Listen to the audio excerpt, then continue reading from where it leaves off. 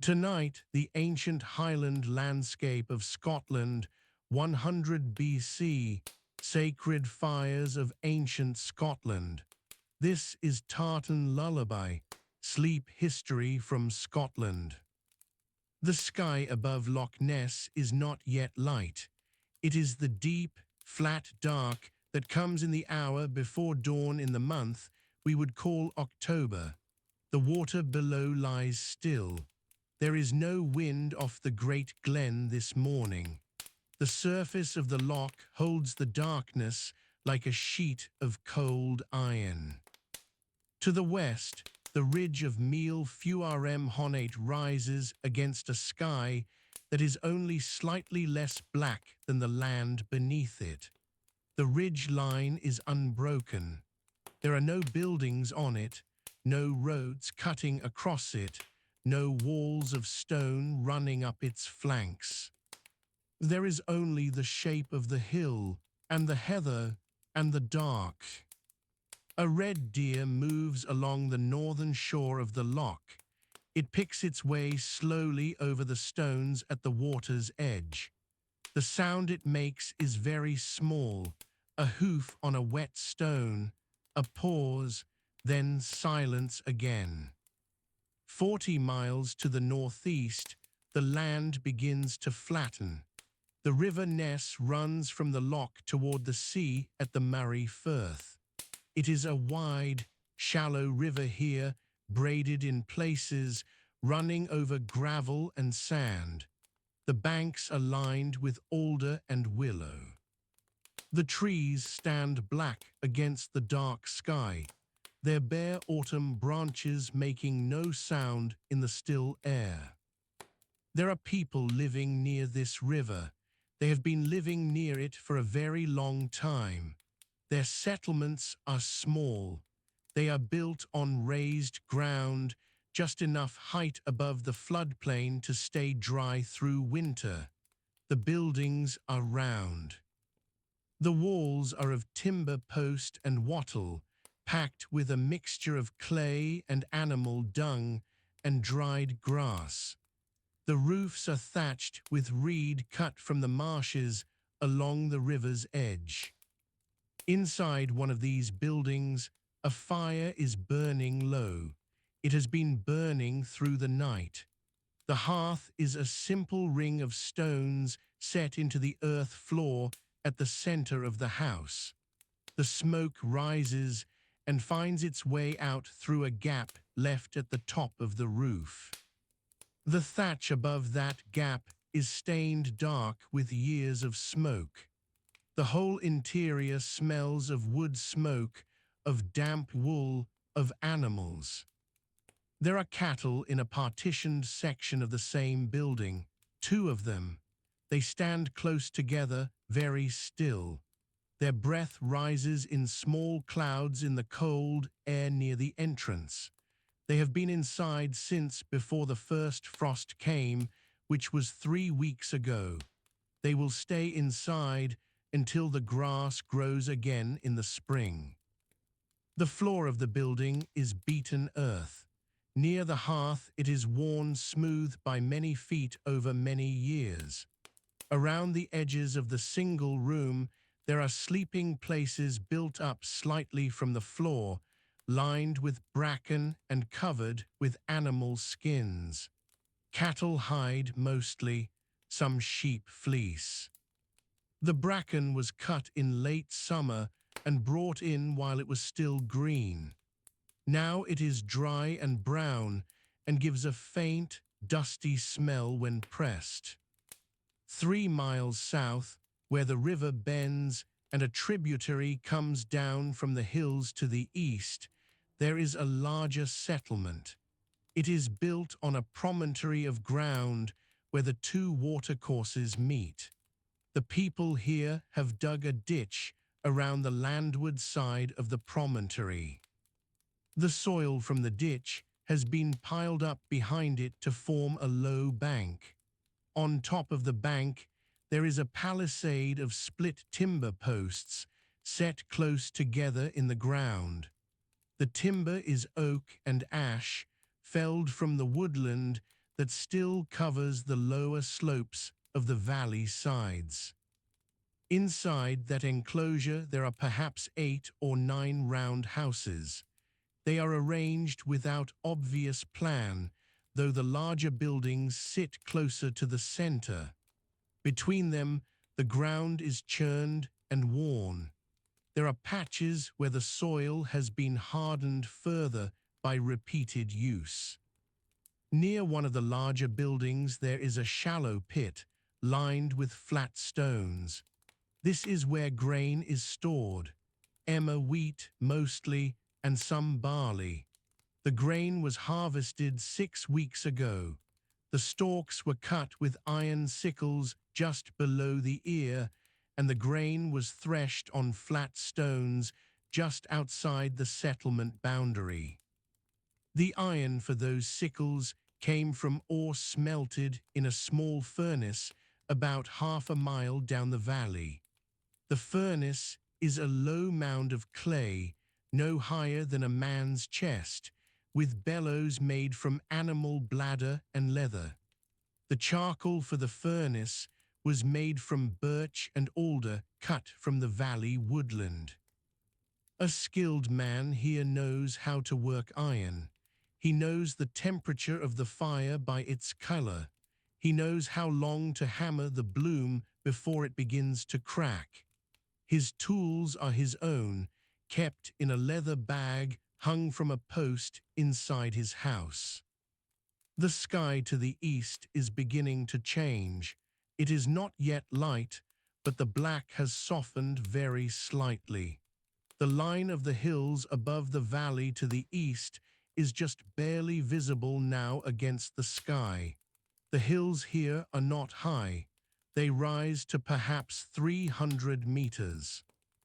Above the tree line, which sits at around 150 meters, the slopes are open. Heather, sedge grass, and patches of blanket bog. In the bog there is standing water, dark and peaty. It does not freeze easily, even in hard winters, because the peat holds warmth. Below the tree line, the woodland is thick. It is mostly oak at the lower levels, with birch above that, and then rowan and hazel at the upper edge. The floor of the oak woodland is deep with fallen leaves at this time of year. The leaves lie wet and compressed and smell of earth and slow decay. There are pig rootings in the leaf mold near the base of the larger oaks. Someone has been running pigs in this wood. They will have been doing so since the acorns fell, which was about a month ago. To the north, the land opens out toward the coast. The Murray Firth is perhaps 12 miles from the larger settlement on the promontory. The firth is wide here. On a clear day, the hills of the Black Isle are visible across the water to the north. This morning, there is no visibility beyond a few hundred meters. A low mist sits over the coastal plain. It follows the courses of the small burns and drainage channels that cut across the flat ground. The coastal plain itself is not farmed, not in the way it will be farmed in later centuries. There are patches of ground near the coast that have been cleared and worked, small irregular fields bounded by no more than a line of stones pulled from the surface during digging. The soil here is sandy and light. It drains quickly. Barley grows well in it when the summer is dry enough. Closer to the firth, where the land is very flat and the water table is high, there are reed beds and areas of salt marsh. The margins of the firth here are not a clean line. The land and the water move into each other slowly in stages. There are mudflats exposed at low tide, grey-brown and glistening. Curlews work them. The sound of a curlew carries a long distance in still air. At this hour, before dawn, a single bird is calling somewhere out over the mud. The water of the firth is dark grey. Further out, perhaps half a mile from the shore, a small wooden boat is moored. It is a simple craft, perhaps 5 meters long, built of planks split from oak logs and stitched together with strips of hide. It sits low in the water. There are stones in the bottom of it for ballast. A line runs from the bow to a large stone anchor on the seabed. The boat moves very slightly on the firth's surface, just enough to show that the water is not entirely still. The man who owns that boat is not yet awake. He is sleeping in a round house close to the shore, perhaps 300 meters from where the boat is moored. His house is smaller than the ones in the valley settlement. It is built lower to the ground, with walls that are thicker at the base, packed hard with turf cut from the surrounding ground. The roof is weighted down with stones tied into the thatch, with cord made from twisted plant fiber. This is because the wind off the firth in winter is severe and comes without warning. The roof must be held down. In the months when the sea is calmer, between late spring and early autumn, this man and others from the coastal settlements take their boats out onto the firth. They fish for cod and haddock using lines baited with strips of shellfish. The shellfish are collected from the rocks at low tide. There are middens near the coastal settlements, large heaps of shell debris accumulated over many generations. The oldest layers of shell at the base of these heaps are deep in the ground now. They have been there far longer than anyone in this settlement can remember. Back in the valley, in the larger settlement on the promontory, someone has stirred. A woman has risen from her sleeping place and moved to the hearth. She adds fuel to the fire, small pieces of dried wood taken from a pile stacked against the inner wall. The fire responds quickly. The light inside the building shifts and brightens for a moment, then settles into a steadier orange glow. The woman is wearing a length of wool cloth wrapped and pinned at one shoulder. The cloth is a natural grey-brown, the color of the fleece it was spun from. It has not been dyed. Around her waist, there is a cord of twisted wool to hold the garment close. Her feet are bare on the earth floor. She will put on shoes made of rawhide before she goes outside. The dogs in the settlement are beginning to move. There are 3 of them. They sleep outside near the entrance gaps in the palisade. They are medium-sized animals, rough-coated and lean. They have heard something in the darkness beyond the bank and ditch. Not a threat, probably. A fox, perhaps, moving along the outside of the enclosure. The dogs do not bark. They are quiet, attentive, watching the darkness. The air outside the settlement carries the smell of the river. It is a cold, clean smell with something slightly vegetable in it. The alders along the bank give off a faint scent even in autumn, something between bark and damp earth. Further from the river, the smell changes. The woodland has its own smell, denser and darker. And above all of it, on still mornings like this, there is the smell of peat smoke from the fires inside the houses. It drifts horizontally through the air, very slowly, following no particular direction. The sky above the hills to the east is now showing the first definite evidence of light. It is a narrow band of pale grey sitting just above the ridge line. The stars directly overhead are still sharp and cold. The constellation that these people know and can navigate by is fully visible in the southern sky. They understand the movement of the stars through the year. They know which stars rise at the same time the ploughing should begin in spring. They know which stars indicate that the first frosts are coming. The month is late in the year. The cattle are already inside. The grain is stored. The pigs have been running in the oak wood for a month and are fat on acorns. In the next few weeks, most of the pigs will be killed. The meat will be preserved. Some of it will be hung to dry in the smoke above the hearth fires. Some will be packed in salt in shallow pits.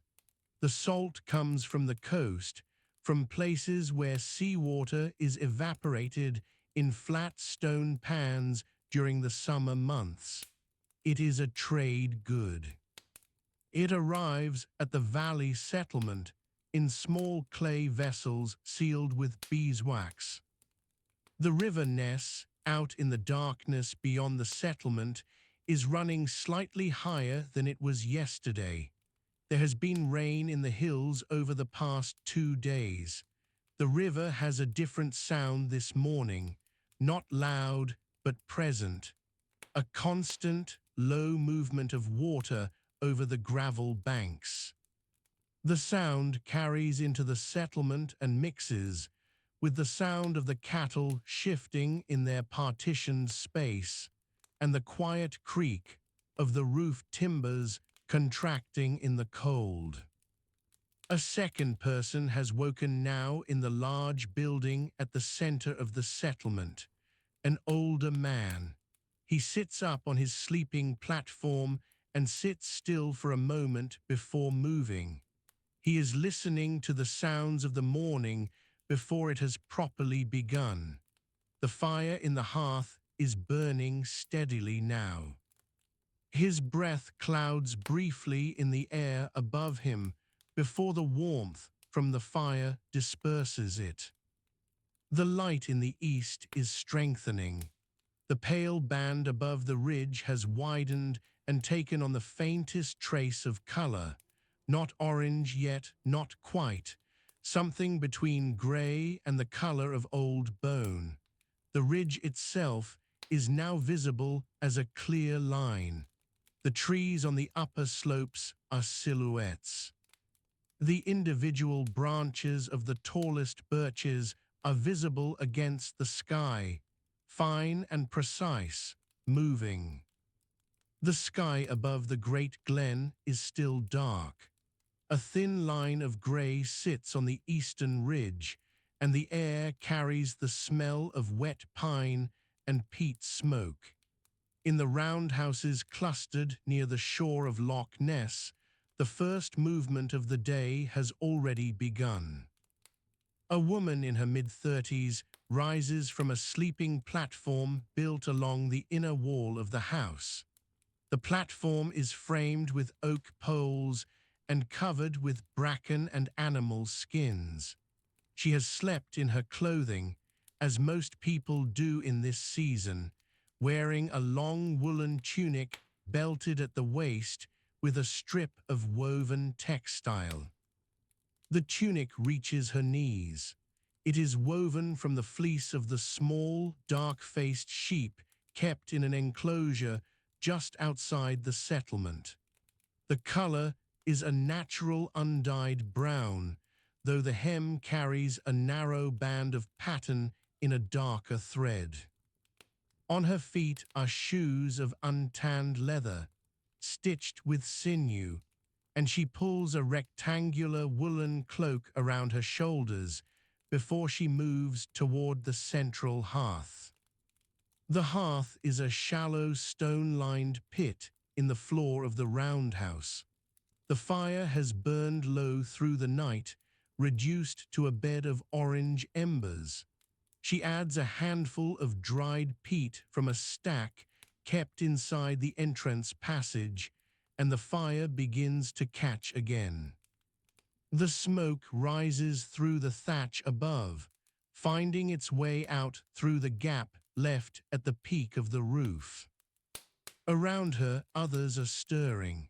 The roundhouse is perhaps 12 meters in diameter. It holds several related people, perhaps 8 or 10, ranging in age from a grandmother to a child of 4 or 5. They share the single large space, divided loosely by the placement of storage vessels, hanging tools, and the livestock pen built into one section of the interior wall, where 2 cattle stand quietly in the dark. The first food of the morning is simple. A clay pot sits near the hearth, already containing water and a measure of barley grain that was set to soak the previous evening. The woman lifts it closer to the fire using a wooden handle wrapped in twisted grass. The barley will soften and thicken over the next hour. It will be eaten from a shallow wooden bowl, plain, without seasoning, though a small amount of dried berry, gathered in autumn and stored in a ceramic vessel stoppered with birch bark, might be added if the supply allows. The grain itself was harvested in late summer from small, irregular fields on the gentler slopes above the settlement. The fields were worked with an ard, a simple wooden plough tipped with iron, pulled by an ox. The ard did not turn the soil fully but scratched through it, and the fields were cross-ploughed in 2 directions to break the ground sufficiently. The grain grown here is emmer wheat and hulled barley, both of which require processing before they can be eaten. The hulls are removed by roasting the ears lightly over flame, then pounding them in a saddle quern made from 2 shaped stones, one resting on the other. The saddle quern sits near the wall of the roundhouse. It is used by the women of the household each morning and evening, grinding grain into a coarse flour or cracking it into a porridge-ready consistency. The lower stone is fixed in a shallow wooden frame. The upper stone is worked back and forth by hand, and the motion is slow and repetitive, taking the better part of half an hour to produce enough for a single meal. Outside, the grey line on the horizon has widened. A man of perhaps 40 years pulls back the hide that covers the entrance to the roundhouse and steps into the cold air. He is wearing a knee-length tunic of coarse wool and a heavier cloak pinned at the right shoulder with a bronze ring-headed pin. His legs are bare. His feet are in the same style of untanned leather shoes as the woman inside, though slightly larger and more worn at the heel. He walks to the edge of the settlement and looks toward the loch. The water is flat this morning, carrying the last of the night mist across its surface. The loch at this time runs deep and cold, and along its southern shore the woodland of birch and alder comes close to the water's edge. There is no road along the loch. Movement follows rough trackways worn into the hillside by generations of feet and cattle. This man is a smith. He works with iron. The iron-working facility in this settlement is a small structure set slightly apart from the main cluster of roundhouses downwind because of the smoke and the risk of fire. The structure has low walls of stone and a roof of turf. Inside, there is a clay-lined furnace hearth called a bloomery, built at ground level, into which charcoal and iron ore are packed together and heated to a temperature high enough to produce a spongy mass of iron called a bloom. The ore used here comes from bog iron, collected from the margins of wet ground, where iron-rich water has deposited mineral matter over centuries. Lumps of bog iron are gathered from several locations within a few hours' walk of the settlement, dried, and brought to the smithy in leather bags. The charcoal is produced from alder wood, which burns hot and is available in good quantity along the loch shore. The smith does not smelt and forge on the same morning. Smelting takes a full day of sustained effort and produces enough iron to work for several days afterward. On most mornings, he arrives at the smithy at first light to work the iron he has already smelted, using a stone hammer and an iron anvil set into a block of hardwood. He beats the bloom while it is still hot, folding and striking it repeatedly to drive out slag and consolidate the metal. The process requires both strength and a careful eye for the color of the iron, which tells him when it is the right temperature to work. The objects he produces are practical: an iron knife blade, perhaps 10 centimeters long, a small iron sickle for harvesting grain, a chisel tip for woodworking. The decorative metalwork, the bronze brooches and pins and small rings that people wear, is produced by a different craftsperson, a bronzesmith, who works with a mold rather than a hammer and deals in an older, less demanding metal. The bronzesmith in this settlement is a woman. She lives in a roundhouse closer to the center of the settlement cluster.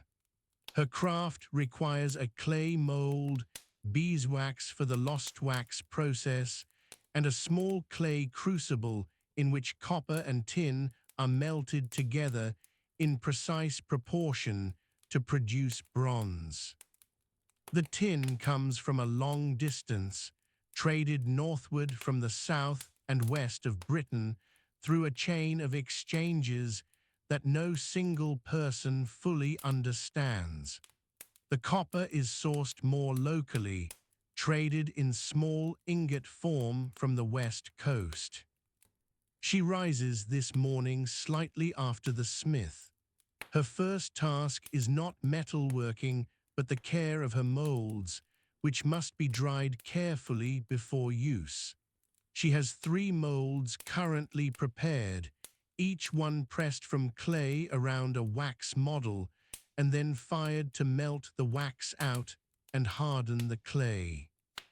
The molds are stored on a shelf of flat stones near a small hearth in her house.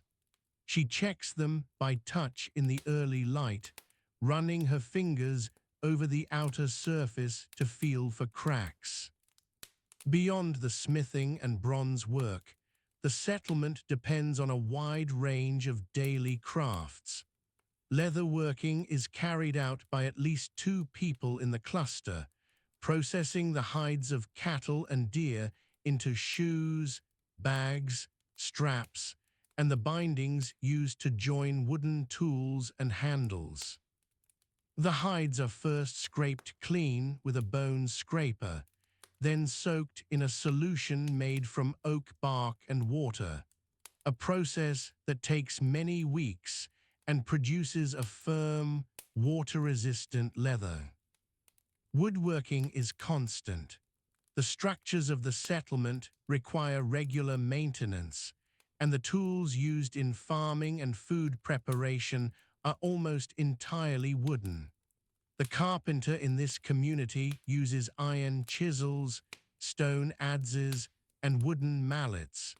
He shapes oak for structural timbers, alder for bowls and platters, and hazel for the woven wattle panels used in smaller internal partitions. Hazel is coppiced from stands of woodland managed specifically for this purpose, cut back on a rotation that produces straight young rods every 7 to 10 years.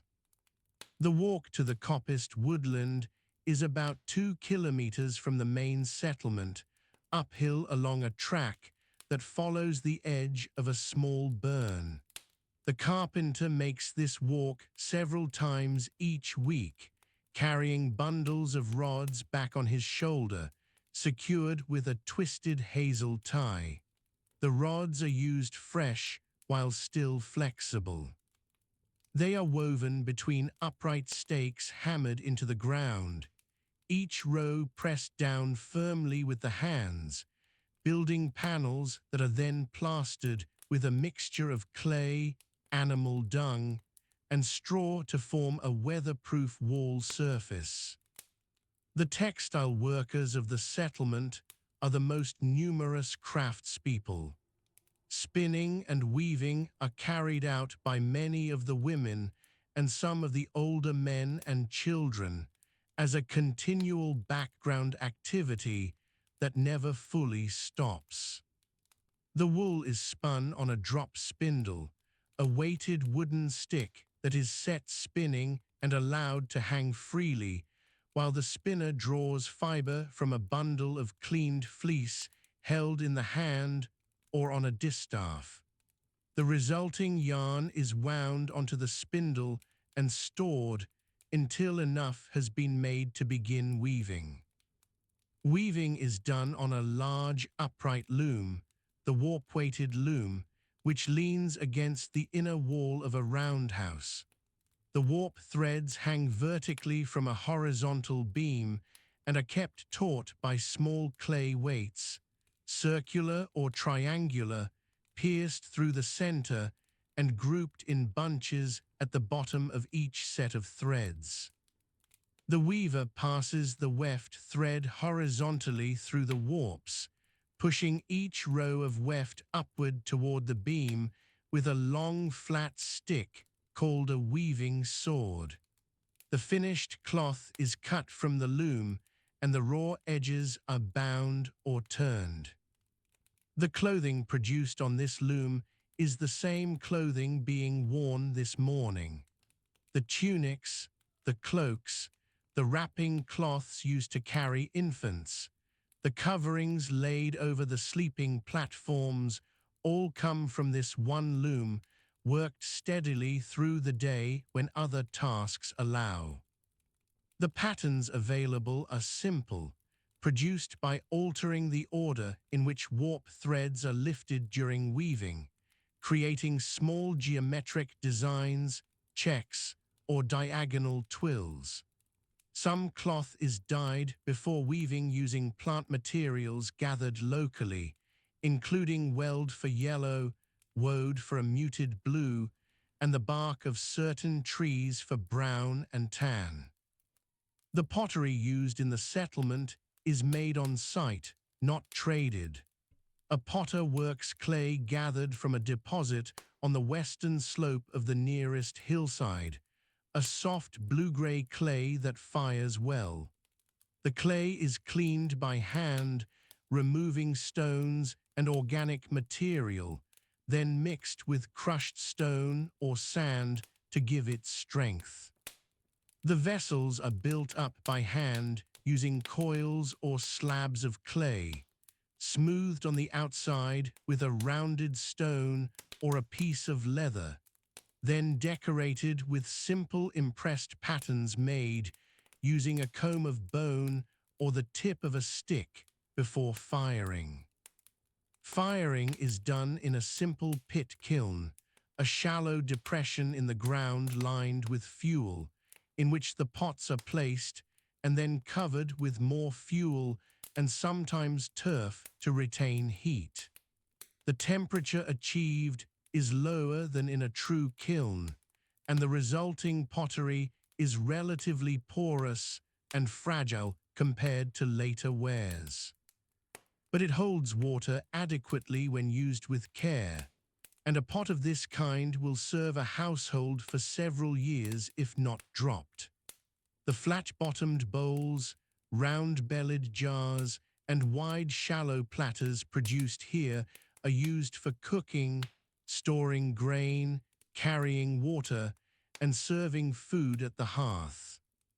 The farmers who work the fields above the settlement are the first people to leave each morning. They rise before the sky is fully light and eat their barley porridge standing, or take it outside to eat while the cattle are led from their overnight enclosure. The cattle are important animals. They are smaller than modern breeds, dark-coated, with short curved horns.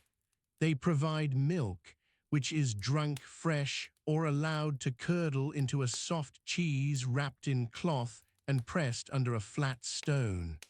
Their dung fertilizes the fields. Their hides become leather. Their meat is eaten at the end of their working lives or at times of communal gathering. The walk from the settlement to the nearest field plots is about 15 minutes on a dry morning, longer if the cattle are slow. The track is wide enough for a single animal to pass comfortably, worn smooth by the regular movement of hooves and feet. On either side of the track, the vegetation is dense.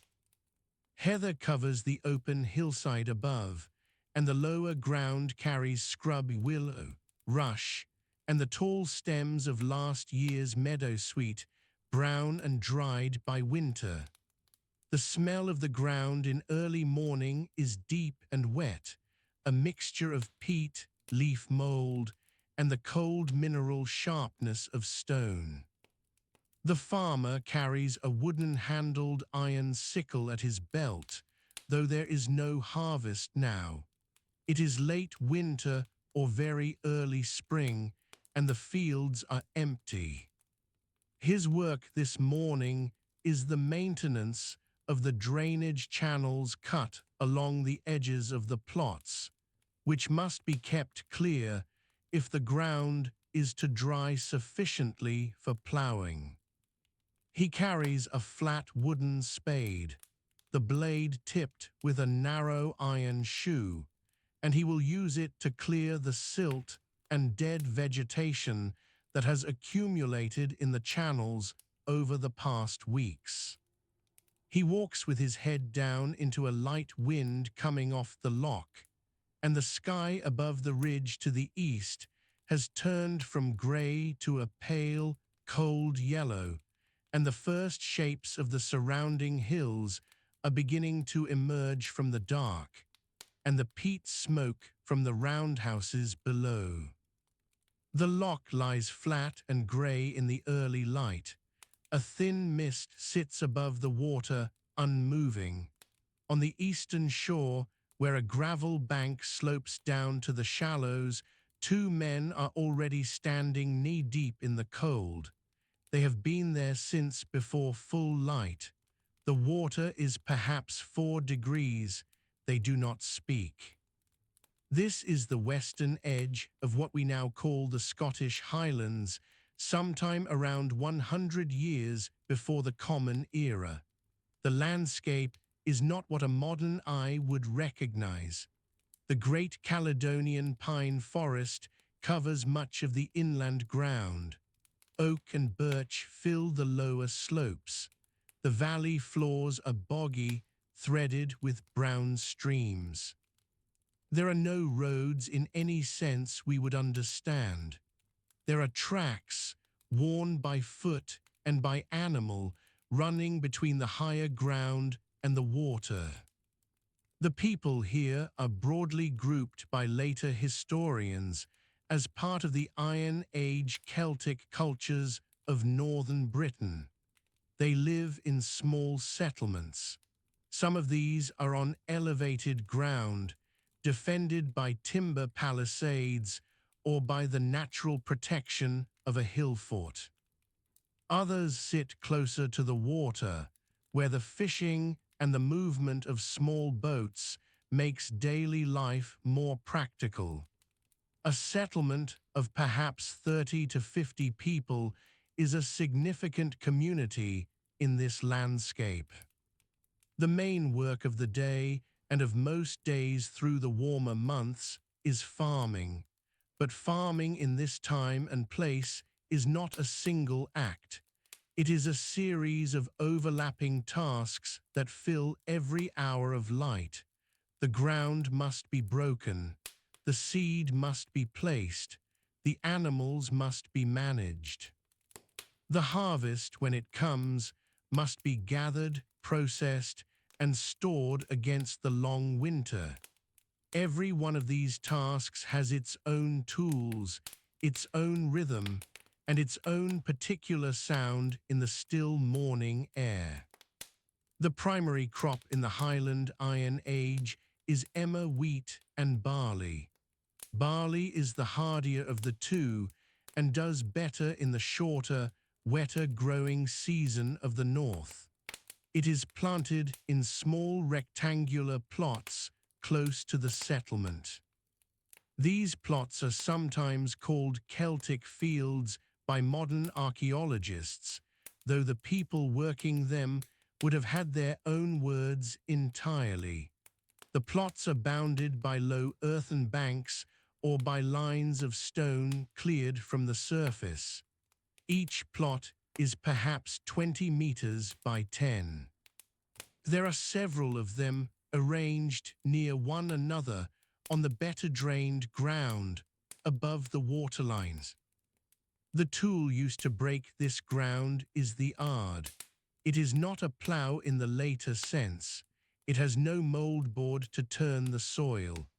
It is a simple wooden frame with a hardened point, sometimes tipped with iron, sometimes just fire-hardened wood.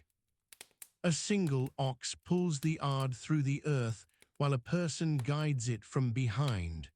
The sound it makes is a dry, tearing scratch when the ground is firm, and a lower, wetter sound when it pulls through softer soil near the bog margins. The ox breathes heavily. Its breath shows in the cold air. The person guiding the ard leans forward with their weight, keeping the point at the right angle. The ard does not dig a deep furrow, it scores the surface. To break the ground properly, the field must be scored in two directions, crossing the first lines at a right angle. This is called cross-ploughing, and it takes the better part of a morning to complete even one small plot. The person guiding the ox makes turn after turn at the field edge, repositioning the animal each time. The field edge is marked by the low bank of cleared stone. Some of these stones have been there for generations, pushed to the margin by the same slow work repeated year after year. While the ard work is underway, other members of the community are busy with hand tools. A short-handled hoe made from a shaped piece of wood with a flat antler tine or iron blade fixed at an angle is used to break up the larger clods left by the ard. This work is done bent at the waist. It is slow. The rhythm of it is 3 or 4 strokes to loosen a clod, then a kick or a turn of the foot to break it further. The soil here is stony and acidic. It does not crumble easily. The person doing this work moves backwards across the field, always working the loosened ground behind them. Seed is sown by hand. A person carries it in a woven basket, wide and shallow, hung from one shoulder by a leather strap. They reach into the basket and scatter the grain in a broad sweep of the arm, walking forward at a steady pace. The sound of grain hitting loosened soil is almost nothing. A soft, dry whisper, quickly gone. Behind the sower, someone else follows with a wooden drag, a simple frame of branches lashed together, pulled across the surface to cover the seed. The drag is heavy enough to move the loose soil, but light enough for one person to pull without an animal. The settlement itself sits on slightly raised ground, perhaps 150 meters from the loch shore. It is a cluster of roundhouses. These are substantial structures. The walls are built from timber uprights set in the ground, with the gaps filled by wattle, a weaving of split hazel rods, packed and daubed with a mix of clay, animal dung, and chopped plant material. The roofs are steeply pitched, thatched with reed or heather, and they extend low over the walls to shed the frequent rain. Inside each roundhouse, the floor is packed earth. A central hearth of flat stones holds a fire that is kept burning at all hours. The smoke rises and finds its way out through the thatch. The interior is always slightly smoky. Around the outside of the roundhouses, there are smaller structures. A raised grain store stands on short timber posts, the posts capped with flat stones to prevent rodents from climbing. The grain inside is dried barley from the previous harvest. It is the most valuable thing the settlement holds. Other small structures serve as shelters for animals at night, pens made from woven hurdles of hazel and willow. The hurdles can be moved and repositioned as needed. They are light enough for one person to carry. Beyond the settlement and the cultivated plots, the land opens into rough grazing. Cattle are the primary animal kept here. They are smaller than modern breeds, with longer legs and a rougher coat. They graze on the coarse grass of the open ground, supervised by a younger member of the community whose only task for that day is to watch them and keep them from wandering into the bog or into the crops. The cattle provide milk, which is used fresh and also allowed to sour and thicken. They are not slaughtered casually. An animal is too valuable as a living producer of milk and as a future source of labor for the Ard. Sheep are also kept in smaller numbers. Their wool is shorn in late spring using iron shears, two blades joined by a sprung loop of iron at the top. The fleece comes off in one piece if the work is done carefully. It is washed in the loch, beaten against the stones of the shore, and then dried on the bank. The raw wool is then worked by hand to remove debris and to align the fibers before spinning. Spinning is done with a simple drop spindle, a weighted wooden shaft that hangs and turns, drawing the wool into thread as it spins. This work is done wherever there is light and a free hand. It is not confined to any single place or time of day. The thread produced by the spindle is woven into cloth on an upright loom. The loom is set up inside the roundhouse, close enough to the door to catch the daylight from outside. It is a frame of two upright posts with a horizontal bar at the top.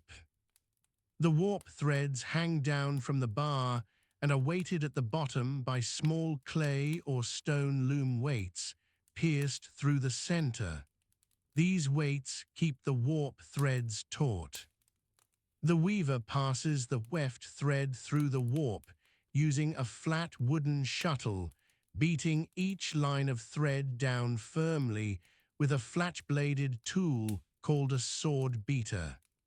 The sound of weaving is a soft, repeated thud and the quiet movement of the shuttle. The cloth produced is coarse by later standards. It is made in natural shades, the grey-brown of undyed wool, or colored with plant dyes applied before or after weaving. Weld and woad grow in some parts of Britain and are used to produce yellow and blue tones. Whether dyed cloth is common this far north in this period is uncertain, but the plants needed for some dyeing are present in the landscape. The cloth is used for simple tunics and cloaks, the main garments of the day. The tunic is belted at the waist. The cloak is a large rectangle, fastened at the shoulder with a pin of bronze or iron. Back outside, at the edge of the settlement nearest the lock, a narrow wooden boat is pulled up on the gravel. It is a dugout made from a single oak trunk hollowed by fire and adze. It is perhaps 4 meters long and wide enough for 2 people sitting side by side. The adze is an iron-bladed tool set at a right angle to a wooden handle. It is used in a chopping, pulling motion to remove material from the inside of the hull. The marks of the adze are visible along the inside of the boat, regular and close together. A boat of this kind takes many days to make and is maintained carefully. The boat is used for fishing. The lock holds perch, trout, and pike in this period. Net fishing is the most productive method. The net is made from twisted plant fiber, most likely nettle, which grows abundantly near the settlement and produces a strong, flexible thread when processed. The net has weights along its lower edge, small stones or clay pellets, each pierced and knotted in place. Along the upper edge, floats of wood or cork keep the net upright in the water. The net is set from the boat in the early morning when the fish are moving. It is left in position for several hours and then drawn in hand over hand. The catch this morning is modest. Several trout, the largest perhaps 30 centimeters long, and a quantity of smaller fish that will not all be eaten today. The surplus is preserved by smoking or drying. A simple smoking rack stands near the lock shore, a frame of green wood over a low fire of damp wood chips. The fish are gutted and split open and hung over the smoke. The process takes several hours. The smoke from a smoking fire is different from the smoke of a cooking fire. It is lower, thicker, and carries a heavy, particular smell that settles into clothing and hair. Inland from the cultivated plots, where the ground begins to rise and the birch trees thin out into open heath, there is evidence of another kind of work. Small pits in the ground mark where iron ore has been gathered. In this part of the highlands, bog iron is the accessible source.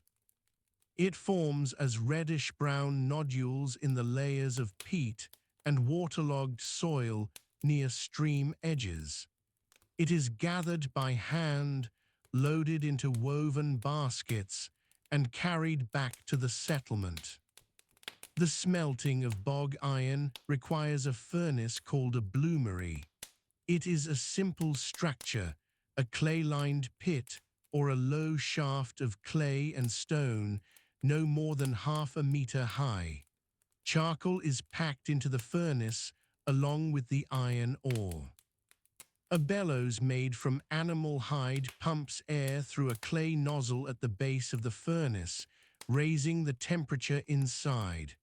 The bellows is worked by hand, one person squeezing and releasing the bag in a steady rhythm. The sound of the bellows is a deep, soft gasp, repeated over and over. The charcoal burns hotter than open wood. After several hours, the iron ore is partially reduced. What is extracted from the furnace is not liquid iron, but a spongy mass called a bloom, shot through with slag. This bloom is then hammered while still hot on a stone anvil to drive out the slag and consolidate the metal. The hammerwork is the loudest sound in the settlement. It carries across the loch on still mornings. The iron hammer, itself made from smelted iron, strikes the bloom in rapid, measured blows. After each series of blows, the bloom is reheated in the furnace. This cycle of heating and hammering is repeated many times before the iron is workable. The resulting iron is not steel. It is wrought iron, relatively soft, capable of holding an edge but requiring regular resharpening. From it are made the points for the ard, the blades of the adze, the shears for the sheep, and the small knives carried by nearly every person in the settlement. The morning has moved on. The light over the loch has changed from grey to a flat, pale yellow. The mist that sat on the water at first light has largely gone. The ard is still moving across the field above the shore, the ox leaning into its harness, the person behind it leaning into the long wooden handles. The loom inside the roundhouse has been working steadily since the light was good enough to see the warp threads clearly. The smoking fish hang in the low grey drift above the shore fire. The bloomery fire has been fed and is breathing steadily under the bellows. The settlement is fully at work now, every person committed to a task that cannot be set aside, because winter in the Highland glens does not allow for. The fire has been burning since before dawn. It sits at the center of the floor, set directly on the earth, contained by a ring of flat stones pulled from the nearest burn. The smoke rises slowly and finds its way out through a gap left at the apex of the roof. There are no windows. The light inside is the light of the fire and nothing else. The house itself is round. It has been round for as long as anyone living can remember, and for many generations before that. The walls are stone at the base, perhaps a meter high, built without mortar, the gaps packed with turf and moss. Above the stone, the walls lean inward slightly, and the roof timbers rest on top, radiating outward from a central post like the spokes of a wheel lying on its side. The thatch is deep. It is reed and heather and bracken, layered and pressed down by its own weight, and it sheds water well enough in all but the worst of winters. The floor is earth. It has been walked on for so long that it is hard and smooth near the hearth, almost polished by bare feet and leather soles. Further out toward the walls, where the animals are kept in the coldest months, the floor is softer, mixed with dung and straw. The smell of the interior is thick. Wood smoke and damp wool and animal breath, and something faintly sweet from the stored grain. It is not unpleasant to those who live inside it. It is simply the smell of a home. The central post, when there is one, is oak. Oak does not rot quickly. It has been set into the ground and tamped down hard, and it bears the weight of the roof ridge above it. Around the post, at a distance of perhaps 2 meters, there is sometimes a second ring of smaller posts. These help carry the outer edge of the roof and divide the interior space into a rough inner circle and an outer ring. The outer ring is where the animals shelter in winter. The inner circle is where the family sleeps and eats and works through the dark months. The bed is not a frame with a mattress. It is a low platform built against the wall, or simply a thick layer of bracken and dried grass laid directly on the floor. Hides are laid over the bracken. Cattle hide, deer hide, the smaller hides of sheep. They are not tanned in any elaborate way. They are scraped and dried and perhaps worked with fat to keep them supple. Several hides together, with a woolen blanket on top, make a bed that holds warmth well. The family sleeps together or in groups, close enough that body heat is a practical consideration. The blankets are wool. The wool has been clipped or pulled from the sheep in late spring, cleaned and teased apart by hand, spun on a simple drop spindle, and woven on a small upright loom. The loom stands near the wall, away from the fire but not far. Weaving is done in the hours of firelight in the evening or in the long pale light of a summer afternoon when the door can be left open. The cloth produced is not fine.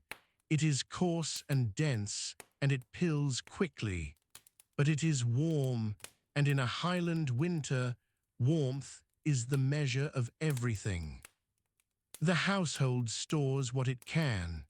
Along the inner wall, or suspended from the roof timbers above the smoke, there are clay pots and woven baskets and leather bags. The pots are hand-built, not wheel-thrown. Wheels for pottery are not in use here. The pots are built by coiling ropes of clay on top of one another, smoothed by hand, fired in an open bonfire rather than a kiln. They hold grain, dried berries, fat, water. They crack sometimes in the cold, and a cracked pot is repaired with clay or simply replaced. A household might own a dozen pots of varying sizes.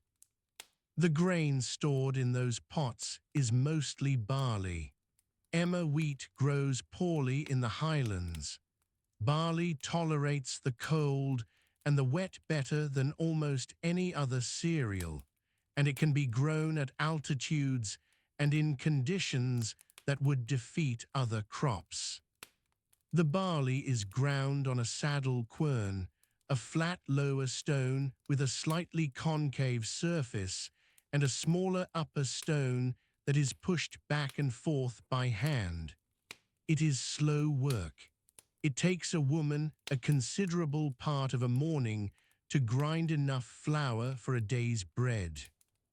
The quern stones are heavy and they are kept near the hearth, where the ground flour stays dry. The bread baked from that flour is flat. There is no leaven. The dough is mixed with water, perhaps with a little fat worked in, patted flat by hand, and placed directly on a flat stone set in the fire. It burns on the bottom sometimes. The top is pale and soft until it dries in the heat. It is eaten warm when it can be, with whatever is to hand. Dried fish, a piece of hard cheese made from the milk of the cattle or the small native sheep, perhaps a handful of hazelnuts gathered in autumn and stored through the winter in a leather pouch. Hazelnuts are important. They grow along the lower edges of the glens and beside the burns, and in a good year the harvest from a single grove of hazel is substantial. They are high in fat and they keep well without any preparation beyond drying. A child sent out in September to gather hazelnuts is doing useful work. The nuts are shaken from the branches into a cloth spread on the ground beneath, or simply gathered from the earth where they have fallen. A family might store several basketfuls and eat from them through to February. The children are not idle. From the age of 5 or 6, there is work a child can do. Younger children gather fuel, pulling dry bracken and heather stems, carrying lengths of wood cut by older members of the household. They watch the younger animals in summer, keeping them from straying too far from the settlement. They carry water from the burn in small clay pots or in leather vessels with 2 handles that can be gripped by small hands. The burn is rarely far. Highland settlements in this period are almost always sited near moving water. Water from a burn is used for everything: cooking, cleaning, drinking, mixing the clay for new pots, soaking wool before it is worked. The burn also provides fish. Brown trout are caught in Highland streams throughout the warmer months. They are taken with a simple wooden spear sharpened at the tip, or with a basket trap woven from willow withes and set in the shallower channels where the fish pause. Salmon come upriver in autumn, and a large salmon caught and smoked over the fire and dried in the roof space above the smoke is a considerable addition to a household's stores. The cattle are small. The native cattle of Highland Scotland in this period are not the large draft animals of later centuries. They are short-legged and dark-coated, with wide horns. A healthy cow produces perhaps 2 or 3 liters of milk on a good day in summer. The milk is drunk fresh or left to separate so the cream can be skimmed and churned into butter or allowed to curdle and then pressed into a soft cheese. The butter is sometimes packed into wooden containers and buried in the wet peat of a bog to preserve it through the winter. Bog butter. It keeps for months this way, even years. The cattle are precious. They are not slaughtered casually. An old cow that can no longer produce milk might be killed in late autumn, before the hardest months, when keeping her through the winter would consume more than she could give. The meat from such a slaughter is eaten fresh at first, and then what remains is dried or smoked and stored. The hide is used.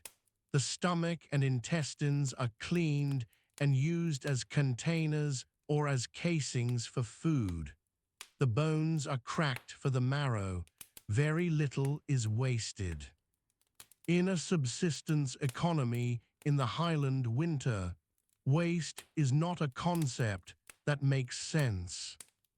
The settlement is not a single house. There are usually several roundhouses clustered together, separated by a short distance, perhaps within a shared enclosure marked by a low turf bank or a wooden fence of split timbers. The families in these houses are related. A mother and father, their adult children who have not yet formed their own households, perhaps a widowed elder who lives with one of the families, perhaps an unmarried uncle or aunt. The boundaries between households are understood by everyone in the settlement. They are not rigid. Food is shared in hard times. Labor is shared at planting and harvest. The enclosure outside the houses is used daily. There is a midden heap near one edge, where ash from the fire and food scraps and animal dung accumulate over months and years. The midden is not unimportant. The richly composted material from an old midden will eventually be spread on the fields. There may be a small stone-built structure used for storing grain away from the damp of the main house floor. There may be a pen for the sheep at night. The ground of the enclosure is churned by animal hooves and wet with rain for much of the year. The clothing worn inside the house and outside it is not greatly different. The primary garment for a man is a length of woolen cloth worn, wrapped around the body and belted at the waist, leaving the legs bare below the knee, or with a separate length of cloth wound around the lower legs and tied with a cord. The wool is undyed or dyed with plant materials available locally. Weld gives a pale yellow. Wode, grown or traded, gives a deep blue. The roots of bedstraw give a reddish brown. Darker patterns can be woven in by using naturally darker wools alongside lighter ones. Women wear a similar length of cloth belted at the waist, often pinned at the shoulder with a small bronze pin. Bronze is not common, but it is not unknown. It is worked by specialists, traded along routes that follow the straths and the coastline. A bronze pin, or a pin of carved bone, is a functional object and also a mark of the care taken in its making. A bone pin might be shaped smooth and then incised with a simple geometric pattern. The incising is done with a fine stone point or a thin copper tool. The pattern has no written meaning attached to it. It is a decoration made because the maker chose to make it. Leather is used for shoes. The hide is cut roughly to the shape of the foot and soaked until soft, then molded around the foot and allowed to dry in shape. It is tied with a leather thong passed through small holes punched around the edge. The sole wears through in a season of hard use. A new pair of shoes is not a trivial undertaking. It requires a hide, a cutting tool of flint or bronze, the time to work the leather. Children often go barefoot in summer, even in the highlands, where the ground is cold and wet more days than not. The fire does not go out at night. Banking a fire is a skill known to every adult in the settlement. The large pieces of slow-burning wood or thick squares of dried peat cut from the nearest bog are placed around the hot core of the fire in the evening and the embers raked to the center. By morning, the core is still alive. Relighting a fire from cold is possible with a fire drill, a straight hardwood rod spun rapidly between the palms against a flat piece of softer wood until the friction raises a coal. But it is slow and it requires dry tinder, and in a highland winter, dry tinder is not always easy to find. It is easier to keep the fire going. The fire is the household. The interior of the house at the end of an evening is dimly lit. The fire has died down from its working level. The children are already asleep in the bracken bed along the far wall, wrapped in the cattle hides. The adults have been talking quietly or working in silence. The drop spindle has been set down on the quern stone. The day's last flat bread has been eaten with a scraping of the stored butter. The clay pot that held the evening broth, made from the dried barley and a bone cracked into the water for its fat, sits near the edge of the hearth where it will stay warm through the night. Outside, the glen is dark. The burn can be heard over the sound of the cattle shifting in the outer ring of the house, breathing. The hillsides are quiet now. The last light has gone from the western ridges, and the glen below holds a thin mist along the river. This is the highland landscape as it was 2,000 years ago, and it looked very different from anything that came after. In 100 BC, the people of these uplands lived in a world without parishes, without market towns, without the weekly rhythm of bells. There were no churches. There were no Sundays. The 7-day week had not yet arrived in northern Britain. Time moved by other measures entirely, and the measures were old. The year was counted by the sky and by the land. 4 great turning points divided it. Imbolc came in early February, when the ewes began to lactate and the first thin grass pushed through the mud of the lower pastures. Beltane came at the start of May, when cattle were driven between 2 fires and sent out to the summer sheelings. Lugnasad arrived at the beginning of August, a time of first harvest and of gathering. Sound closed the year at the start of November, when livestock were brought back down from the high ground and decisions were made about which animals could be kept through winter and which would be slaughtered. These 4 festivals were not leisure. They were work, organized collectively, with ritual woven through the practical. At Beltane, communities from several settlements would come together at an agreed place, often a hilltop or a river crossing. Animals were counted and sorted. Young men drove the cattle through smoke. Older members of the community inspected the herds. There would have been exchange of breeding animals and settling of debts reckoned in cattle and grain. The settlements themselves were small. A typical community in the highland interior around 100 BC consisted of perhaps 5 to 15 round houses clustered within a defensible enclosure.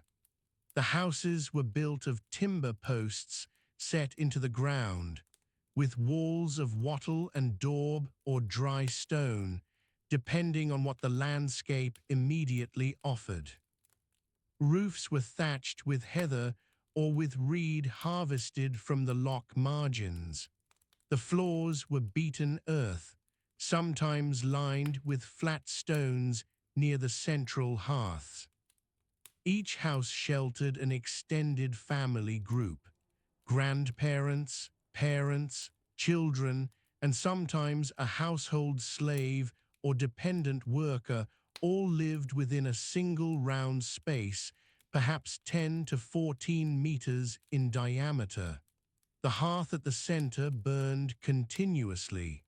Smoke found its way out through the thatch. Grain was stored in raised timber granaries set outside the main house, raised on 4 or 6 stone-capped posts to keep the rats from the barley. Barley was the primary crop across the highland zone at this period. Emmer wheat was grown in smaller quantities on the better soils of the coastal straths.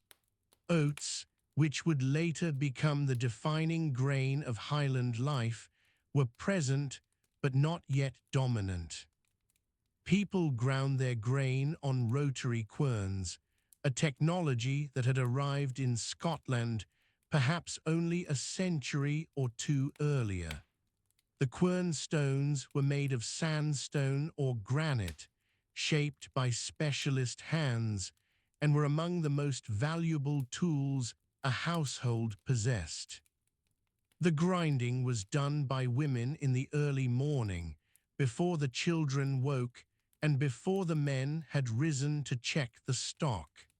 The sound of the quern turning was the sound that began the day.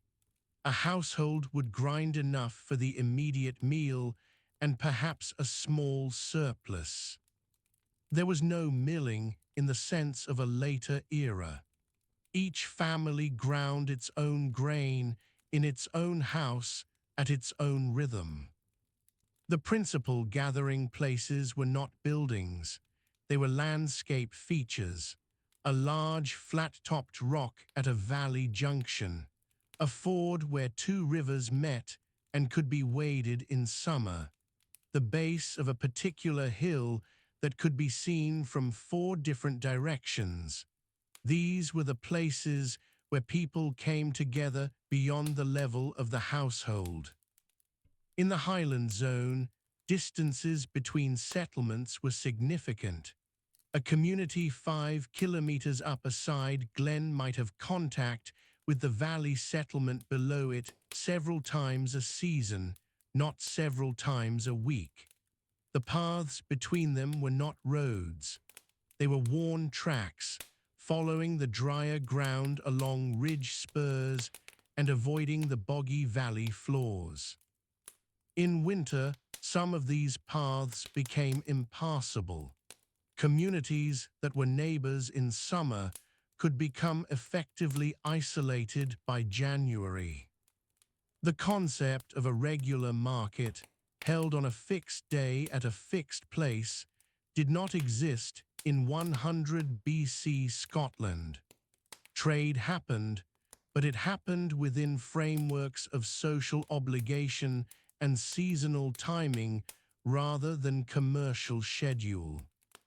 A man who needed a new axe head spoke to whoever in the community had the skill and materials to produce one. The exchange that followed was embedded in relationship. It might be settled immediately with grain or labor, or it might create a debt that was acknowledged at the next Beltane gathering and settled over the following months. Iron was worked at this period by specialist smiths. Their role in the community was not simply economic. The smith was associated with transformative knowledge, with fire, and with the mystery of turning stone ore into a blade. Smithing was done at dedicated hearths, separate from the domestic fire.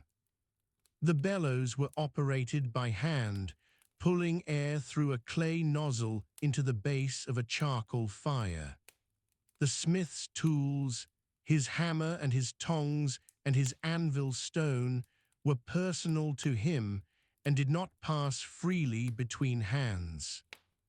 The wider networks of exchange connected highland communities to coastal areas and to the lowland zones to the south and east. Amber from the east coast of Britain and from the Baltic moved through these networks. Bronze objects, though iron was now dominant for tools, still circulated as prestige goods. Jet from the Yorkshire coast, shaped into beads and bracelets, has been found in Highland contexts from this period. These objects moved slowly, hand to hand, over decades and centuries, ending up far from their origin without anyone having made a deliberate trading journey across that full distance. There were no permanent market sites in the modern sense, but there were places of periodic assembly that served some of the same functions. These were often associated with the great seasonal festivals. At Lugnasad in particular, the assembly sites recorded in later Irish sources suggest large gatherings where athletic contests, the settlement of disputes, and the exchange of goods all took place together. Scotland almost certainly had equivalent sites, though their physical remains are difficult to identify with certainty at this period. The athletic and ritual elements of these gatherings were not separate from the social and economic ones. A young man who performed well in a foot race or a wrestling match at a Lugnasad assembly improved his standing in a way that made later negotiations over cattle or marriage alliance easier. Reputation was social currency, and it was earned and spent at gatherings. An elder who settled a dispute fairly at such an assembly accumulated a different kind of capital, one that would be called upon in seasons ahead. Druids formed a distinct social group who organized and oversaw the ritual dimensions of these assemblies. The word itself is attested in classical sources from this period, and the role was real, though classical descriptions of it were filtered through Roman assumptions and biases. In practice, a druid in the Highland context was a specialist in oral knowledge. He or she, for the role was not exclusively male, held the community's legal traditions, its genealogies, its cosmological frameworks, and its understanding of the calendar. Training for this role took many years, sometimes said to be 20. The knowledge was not written down. It was committed entirely to memory in verse forms designed for retention. The sacred sites associated with druidic practice were often natural features. A particular grove of oak trees on a south-facing slope, a loch with an island that could be reached only by coracle at certain water levels, a spring where water emerged from rock with unusual consistency through all seasons. These places were maintained by collective practice rather than by construction. There were no temples in the architectural sense. The ritual space was defined by custom and by repeated use over generations. Offerings were made at these sites. Objects were placed in the water of sacred pools and lochs. Metalwork, in particular, was deposited in watery places across Scotland throughout the Iron Age. A sword or a shield placed in a loch was not lost, it was given. The act of giving a valuable object to a place that could not return it was a statement of belief and of obligation. These deposits were not made casually. They marked significant moments in the life of a community or an individual. The seasons shaped not just the content of daily life, but its texture. Spring was anxious. The stored grain from the previous harvest was running low by March. Animals weakened by winter were vulnerable to disease. The decision to move cattle to higher ground too early could result in losses to late frost. The decision to wait too long meant overgrazing the lower pastures needed for summer hay. These were judgments made by experienced herdsmen and women, drawing on the accumulated knowledge of many previous years. Summer was the fullest season. The sheilings on the high ground were occupied from late May through to early September. A sheiling was a temporary settlement, usually consisting of one or two small stone or turf shelters, used by the younger members of the community who spent the summer months tending cattle at the high pastures. This separation of the community by age and by season was a defining feature of Highland life at this period. The older members remained in the main settlement, tending the crops, repairing buildings, and carrying out the skilled crafts that could not be done in wet or cold weather.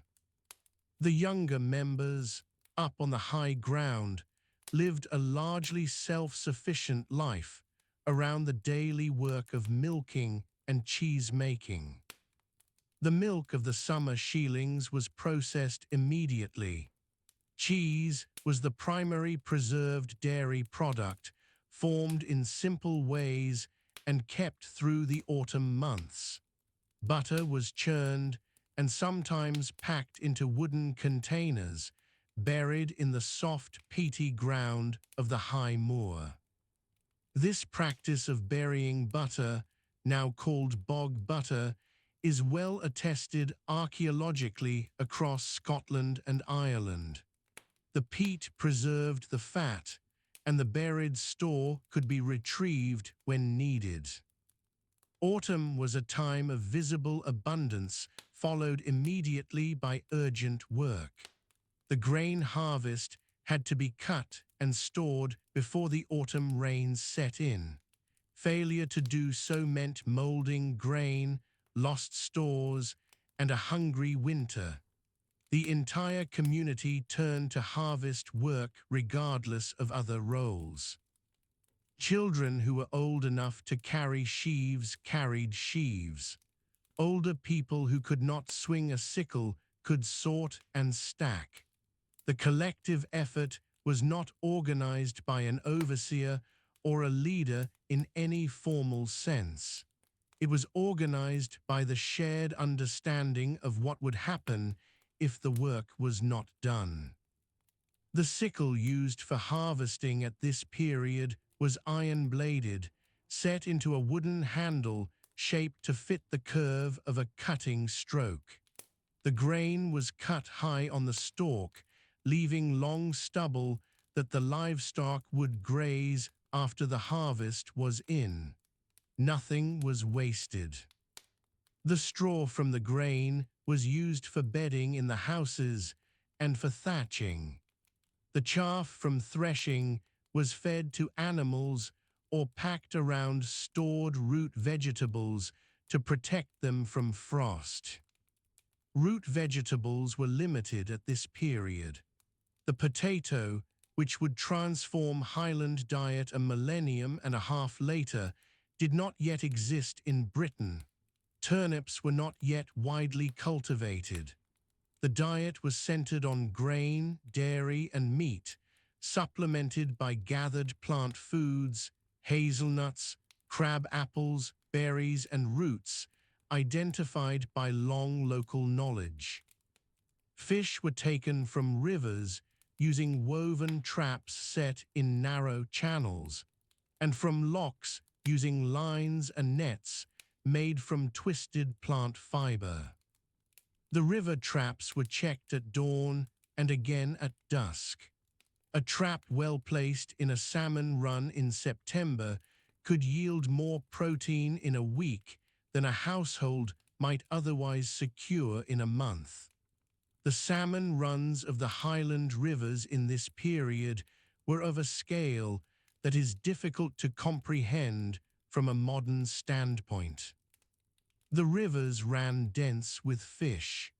The knowledge of where to place a trap, at what angle to the current, in what depth of water, was as valuable as any other skill in the community, and it was passed directly from adult to child through seasons of shared work.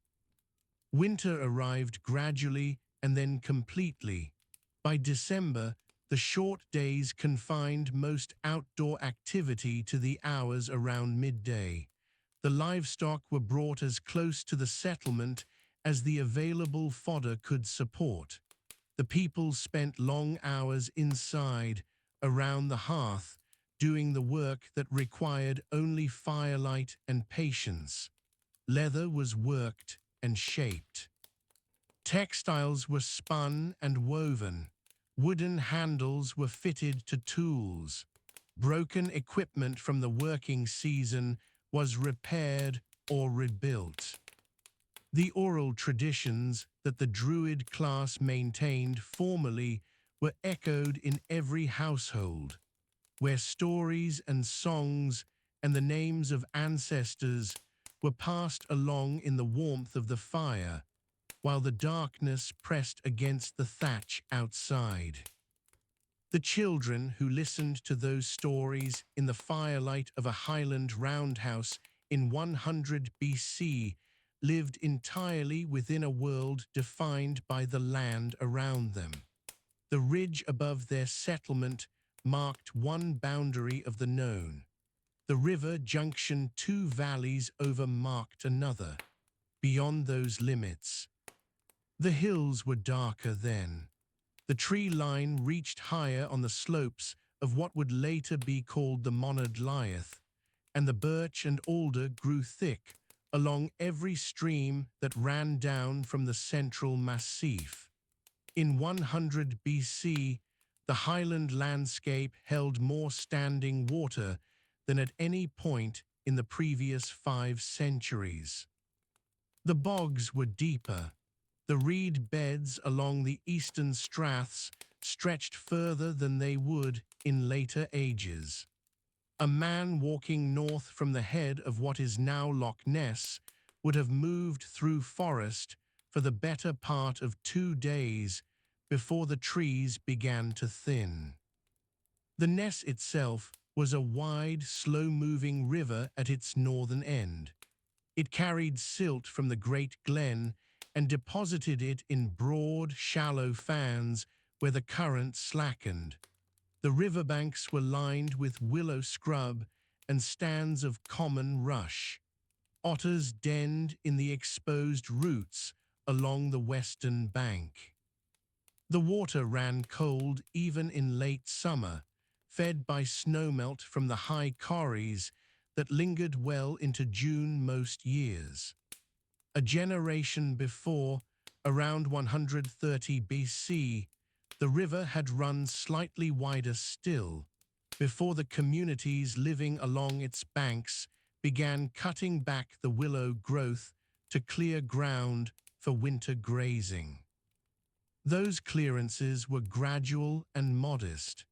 The people who worked the land around the Great Glen in this period were mixed farmers. They kept cattle primarily, with smaller numbers of sheep and goat. The cattle were short-legged and dark-coated, similar in form to the Dexter breeds recorded much later. They were folded at night inside timber enclosures built close to the roundhouses. The dung was collected and spread on the small infield plots nearest the settlement. Nothing was wasted in the management of the land.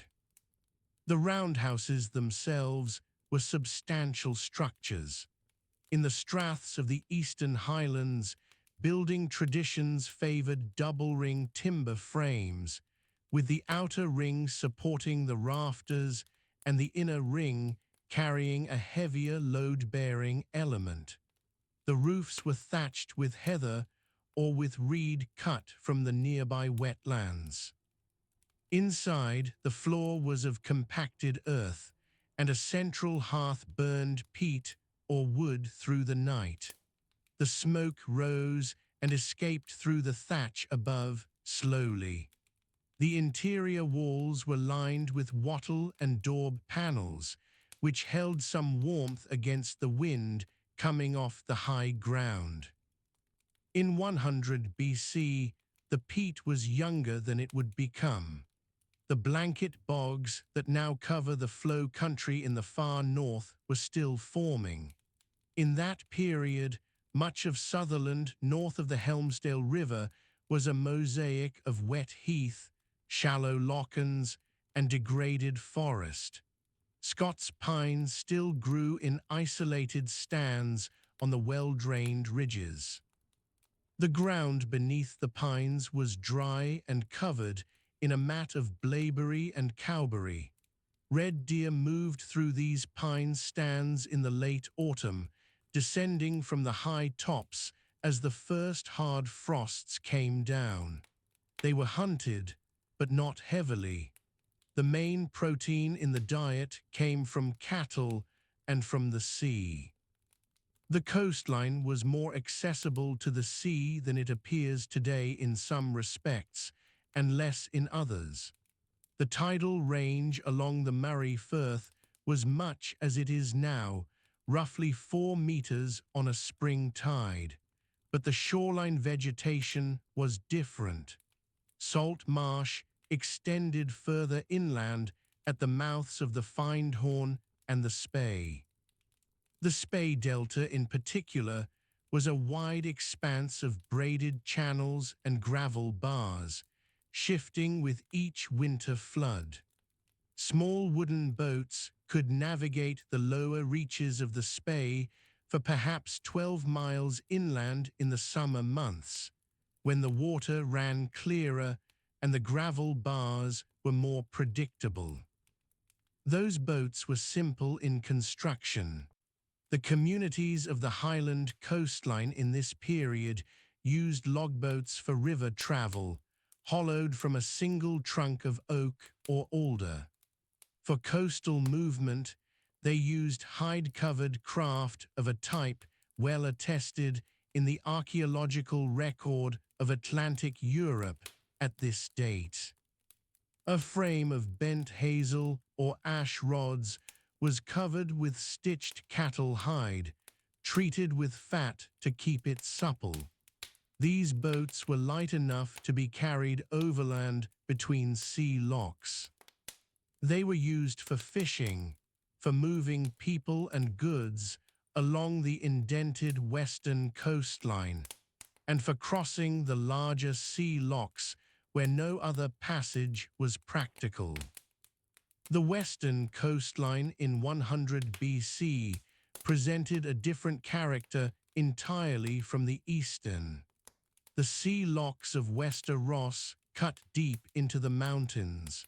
Loch Torridon and Loch Maree were already taking something close to their current shape, though the forests around them were considerably denser.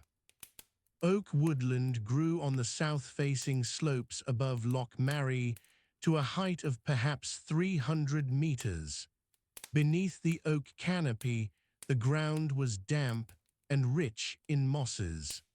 The loch itself held large brown trout and Arctic char relict populations from the last glaciation.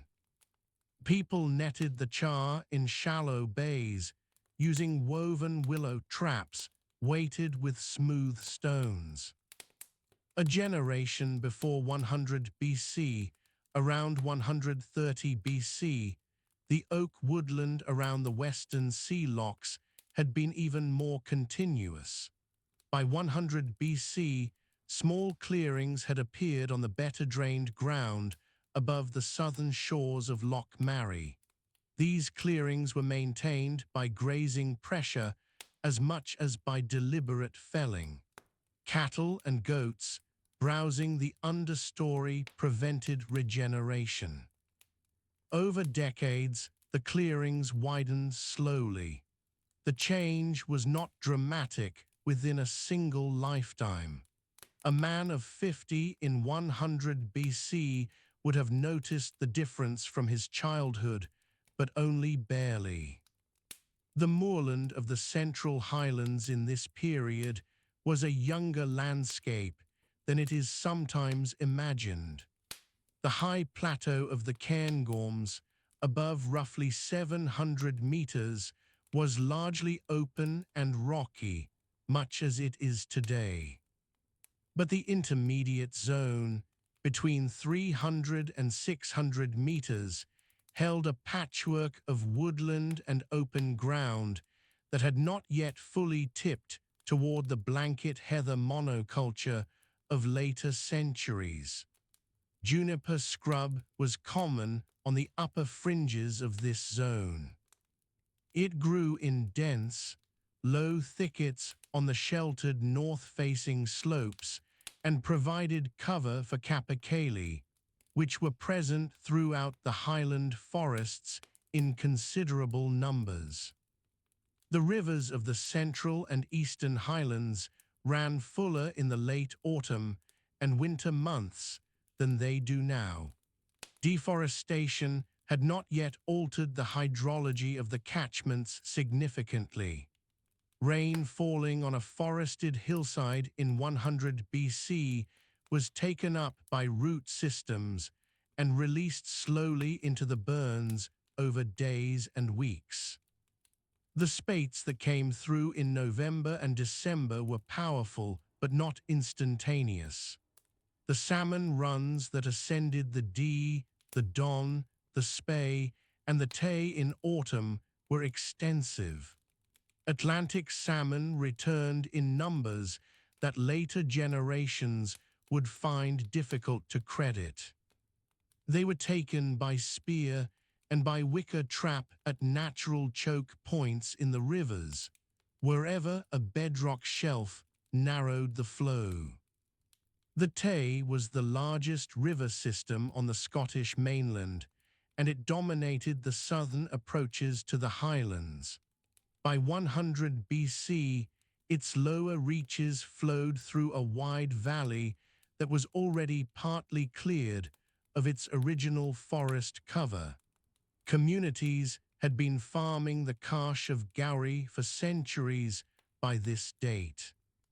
The ground there was heavy and fertile, prone to waterlogging in winter, but productive in a good summer.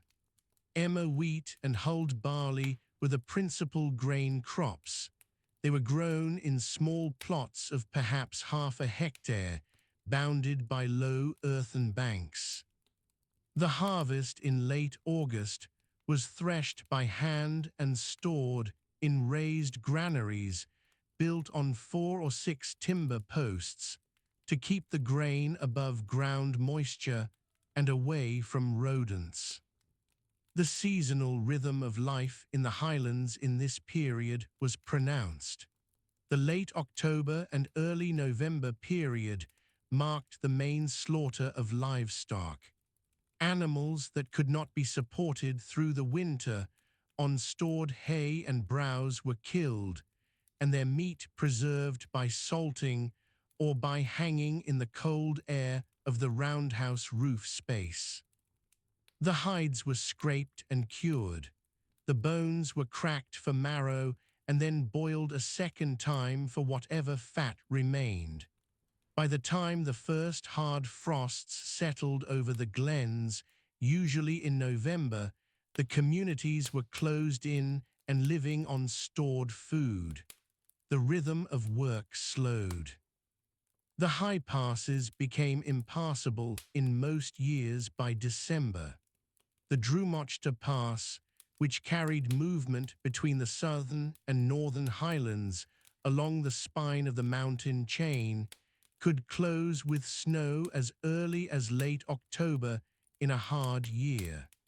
The communities on either side of such passes were effectively separated for 3 or 4 months. They had planned for this.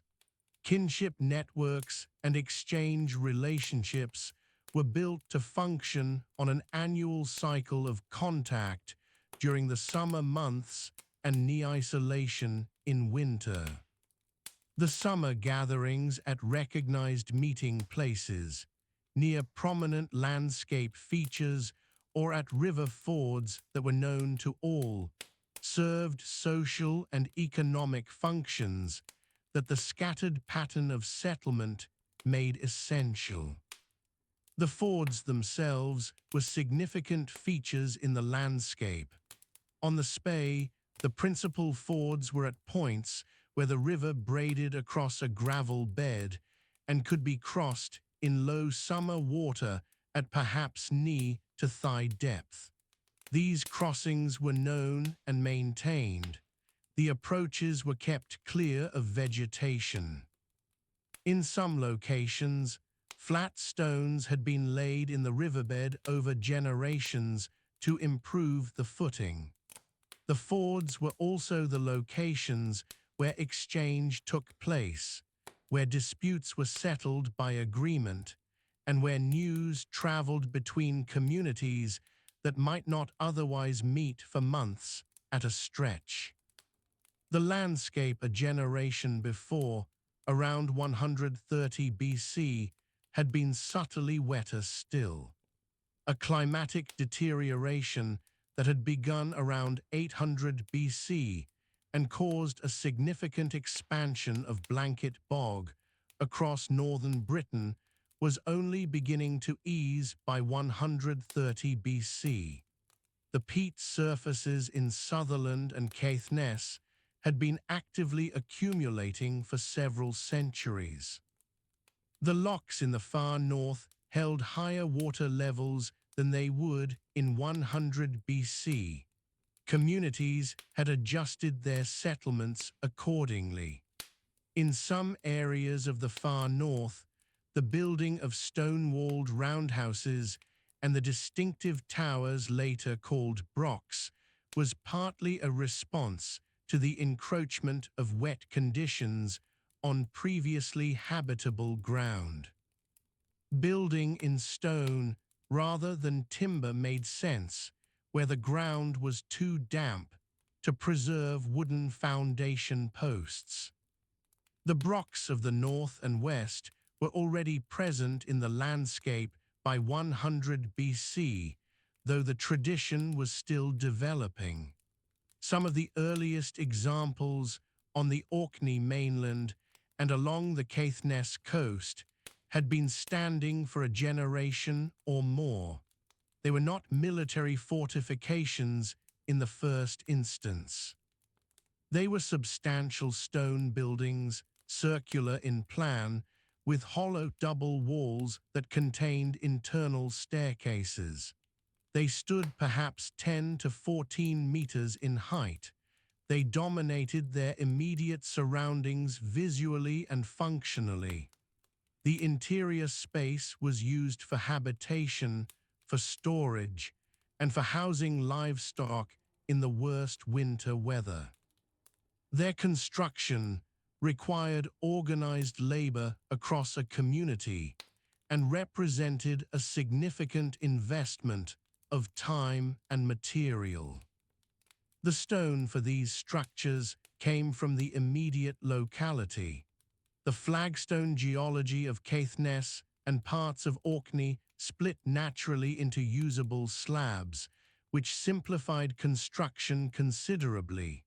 Communities in areas with different geology built differently. On the western seaboard, where the rock was harder and more irregular, drystone construction of this scale was less common. There, the tradition of building in timber persisted longer, and the landscape of settlement looked quite different. The Western Highland communities in 100 BC lived in a world of trees, in a way that the communities of the far north no longer did, where the tree cover had retreated before the advance of the bog centuries earlier. The birds of the highland landscape in this period were different in their distribution from those of later ages. White-tailed eagles nested on sea cliffs along the western coastline and on inland crags above the larger lochs. They were large birds and conspicuous. Ospreys fished the rivers and the shallow loch margins throughout the summer. Cranes bred in the wetlands of the eastern straths, in the reed beds along the lower Spey, and in the wet grasslands near the head of the Bowley. Their calls carried across the still water in the early morning, when the mist lay over the river and the cattle stood close together at the edge of the grazing ground, and the first pale light came over the eastern hills, and the settlement behind its timber palisade was still entirely quiet, and the day had not yet begun to make any demands on the people who slept within it, and the river moved on past, as it always did, carrying the cold water down from the mountains and out toward the grey open sea. The sun drops behind the western ridges. The light goes slowly at first, then all at once. The hills above the glen hold the last color of the day, a pale amber that fades to gray within the hour. The valley floor is narrow here. A river runs along its length, shallow and fast over stones. On the higher ground, just above the flood line, the roundhouses stand in a loose cluster of perhaps 8 or 10. They have been here for several generations. The walls are stone at the base, packed with turf above, and the roofs are thick with heather thatch. Each one is perhaps 12 meters across. The doorways face the south or the east, away from the worst of the wind. The fires inside have been burning since before dawn. They never quite go out. The central hearth is a shallow pit lined with flat stones, and the smoke rises slowly through the thatch above. There is no chimney hole to speak of, only the loose weave of the roofing material, which lets the smoke find its own way out. The inside of every roof is black with years of soot. It keeps the thatch dry. It keeps away insects. It is not an accident. The evening meal is already underway. A clay pot sits directly in the fire, propped on stones. Inside it, barley has been simmering since mid-afternoon. It is thick now, close to a porridge. Onions were added earlier. There may be dried herbs gathered from the hillside in summer. The meal is plain and filling. It needs to be. The days here are long, and the work is hard on the body. Beside the hearth, a woman sits grinding grain between two flat stones. The upper stone turns slowly on the lower. The sound is a low, rhythmic scraping that carries through the evening air. The flour produced this way is coarse and grey. It will be mixed with water and set on a flat hearthstone to bake in the morning. The grinding is done each evening, a little at a time. The grain itself was harvested in late summer. Emmer wheat and hulled barley grown in small plots on the lower slopes where the soil had been turned with a wooden ard. The ard leaves no furrow in the modern sense. It scratches the surface, breaks the crust, allows the seed to find a way in. The plots are small by any measure. They provide enough, in a good year, alongside everything else. Not far from the roundhouses, cattle stand in a low enclosure. The fence is woven hazel, fixed to upright posts driven into the ground. There are perhaps 15 cattle in the enclosure. They are smaller than modern cattle, dark-coated, with short horns. They have been brought in from the higher pasture as the light faded. A boy of perhaps 12 years walked behind them, keeping them together on the path that runs down from the hillside. He is back inside now, near the fire. The cattle provide milk. Some of it is drunk fresh. Some is kept in a clay vessel and allowed to sour. This is useful in its own way. The cattle also provide hides and bone, and at the end of their useful lives, meat. They are not killed lightly or often.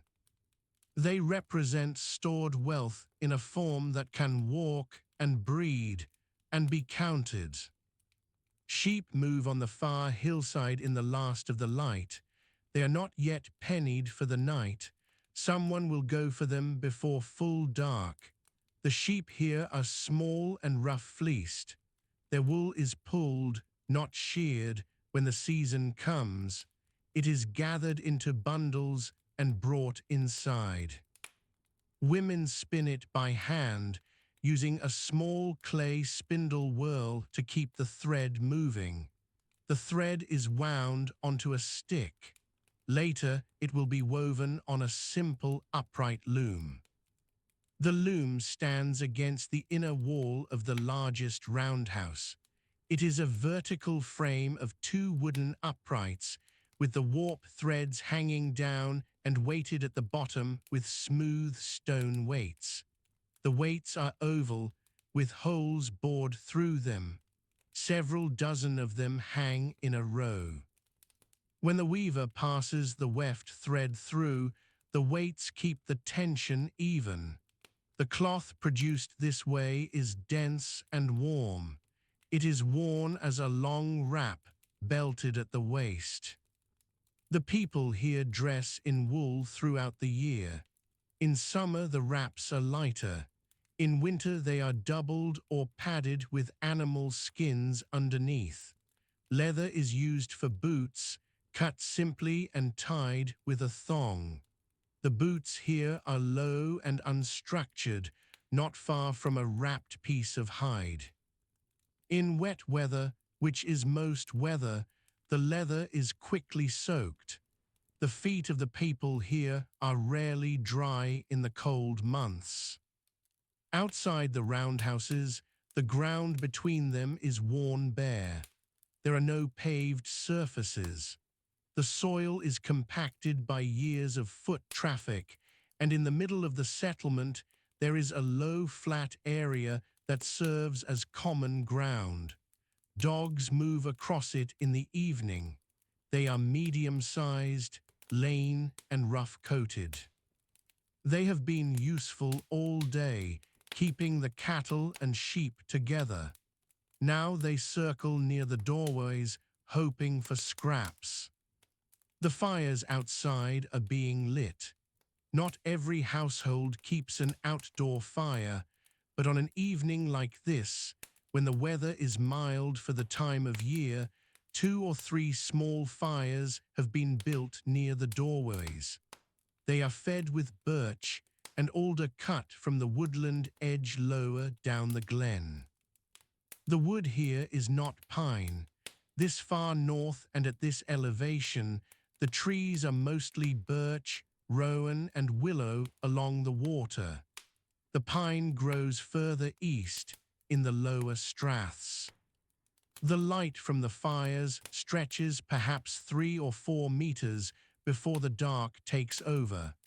Beyond the settlement edge, the landscape is completely unlit. The glen below is invisible. The river can be heard but not seen. The hills are black shapes against a sky that is not yet fully dark in the north, even now, even this late in the evening. A man sits at the doorway of his roundhouse. He is working on a piece of antler with a small iron tool. The iron tools here are not common. Most cutting work is still done with flint or bone, but iron is known. It reaches this part of the highlands through exchange with communities to the south and east. A small iron knife is kept carefully. It is resharpened often. When it breaks, it is not easily replaced. The antler piece is being shaped into a handle. It will fit a blade of some kind, perhaps a small knife, perhaps an awl for working leather. The man works slowly. He is not hurrying. The shaping of tools and handles and toggles is evening work, done by firelight, done without rushing. His hands are thick and scarred. He has been doing this kind of work since he was old enough to hold a tool. Inside the roundhouses, the interior space is divided not by walls but by use. Near the door, the animals sometimes come in at night during winter. Their body heat adds warmth. The smell is absorbed into the thatch and the earth floor over many years. The floor itself is bare in most places, scattered with rushes or bracken in others. Sleeping is done around the outer edge of the roundhouse, on low platforms of timber or simply on hides laid on the ground. The sleeping hides are cattle hide and deer hide. They are thick and heavy. In winter they are piled together. A person sleeping this way, wrapped in hides near a low fire, is not cold. The roundhouse holds heat well. The thick walls and thick roof resist the wind. The doorway is low enough to force anyone entering to duck their head. This is not an architectural accident. It keeps the heat in.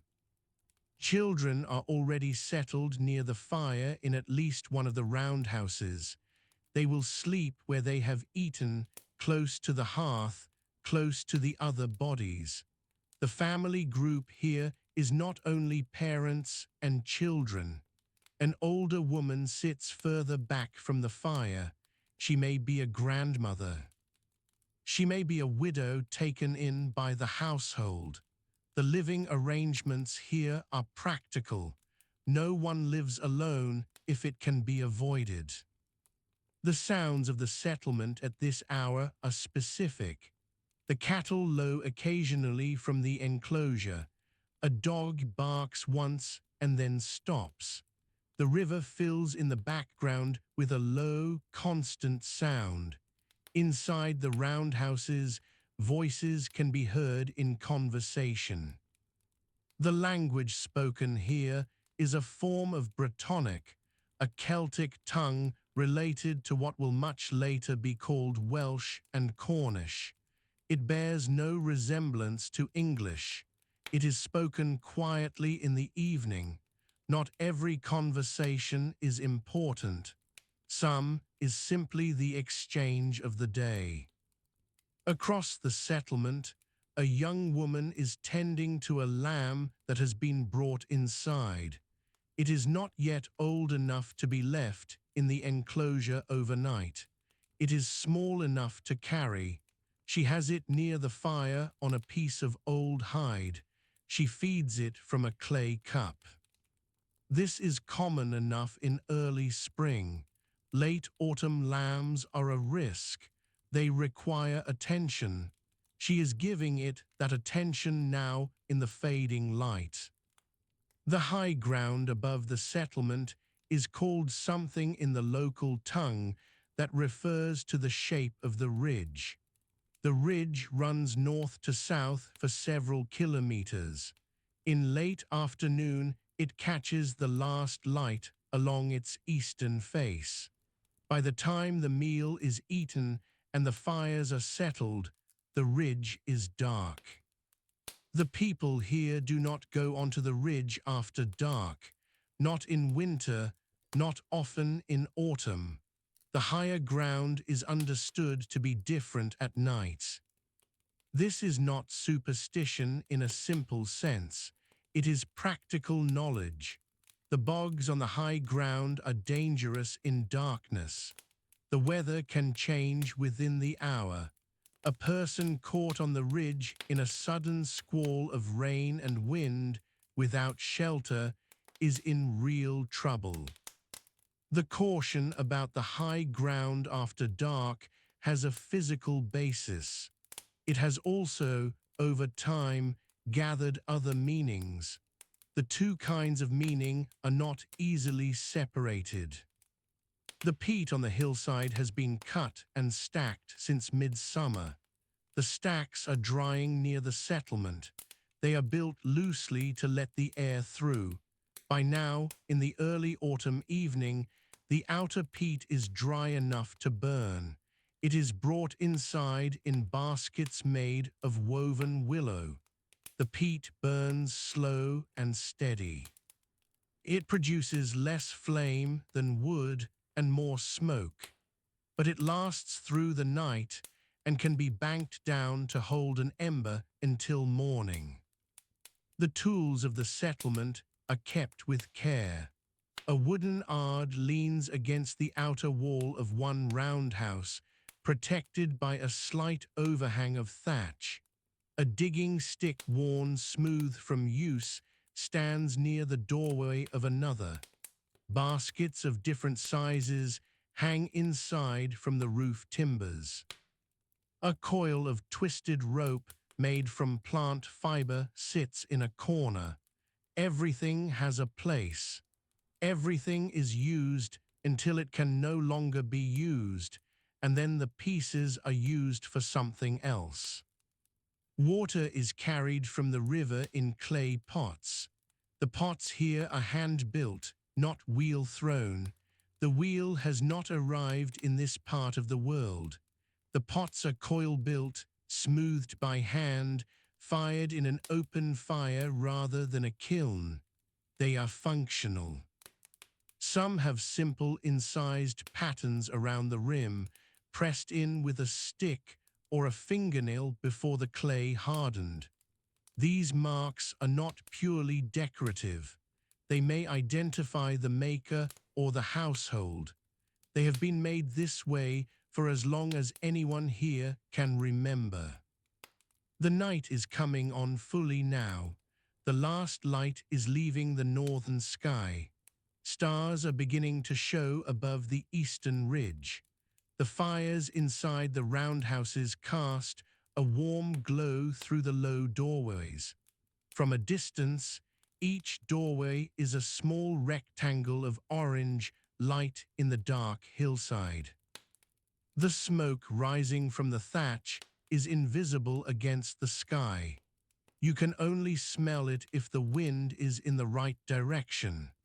It smells of peat and barley and the particular damp warmth of animals and people sharing a small enclosed space at the end of a long working day. The river runs on. The cattle have settled in the enclosure. The dogs have found their places near the warmest doorways. In the roundhouses, the conversation is quieter now. The grinding has stopped for the evening. The antler work has been set aside. The fire will be banked down before sleep, but not yet. For a little while longer, the people of this glen sit in the firelight, in the warmth, at the end of the day, with the dark hills. The hillside is quiet now.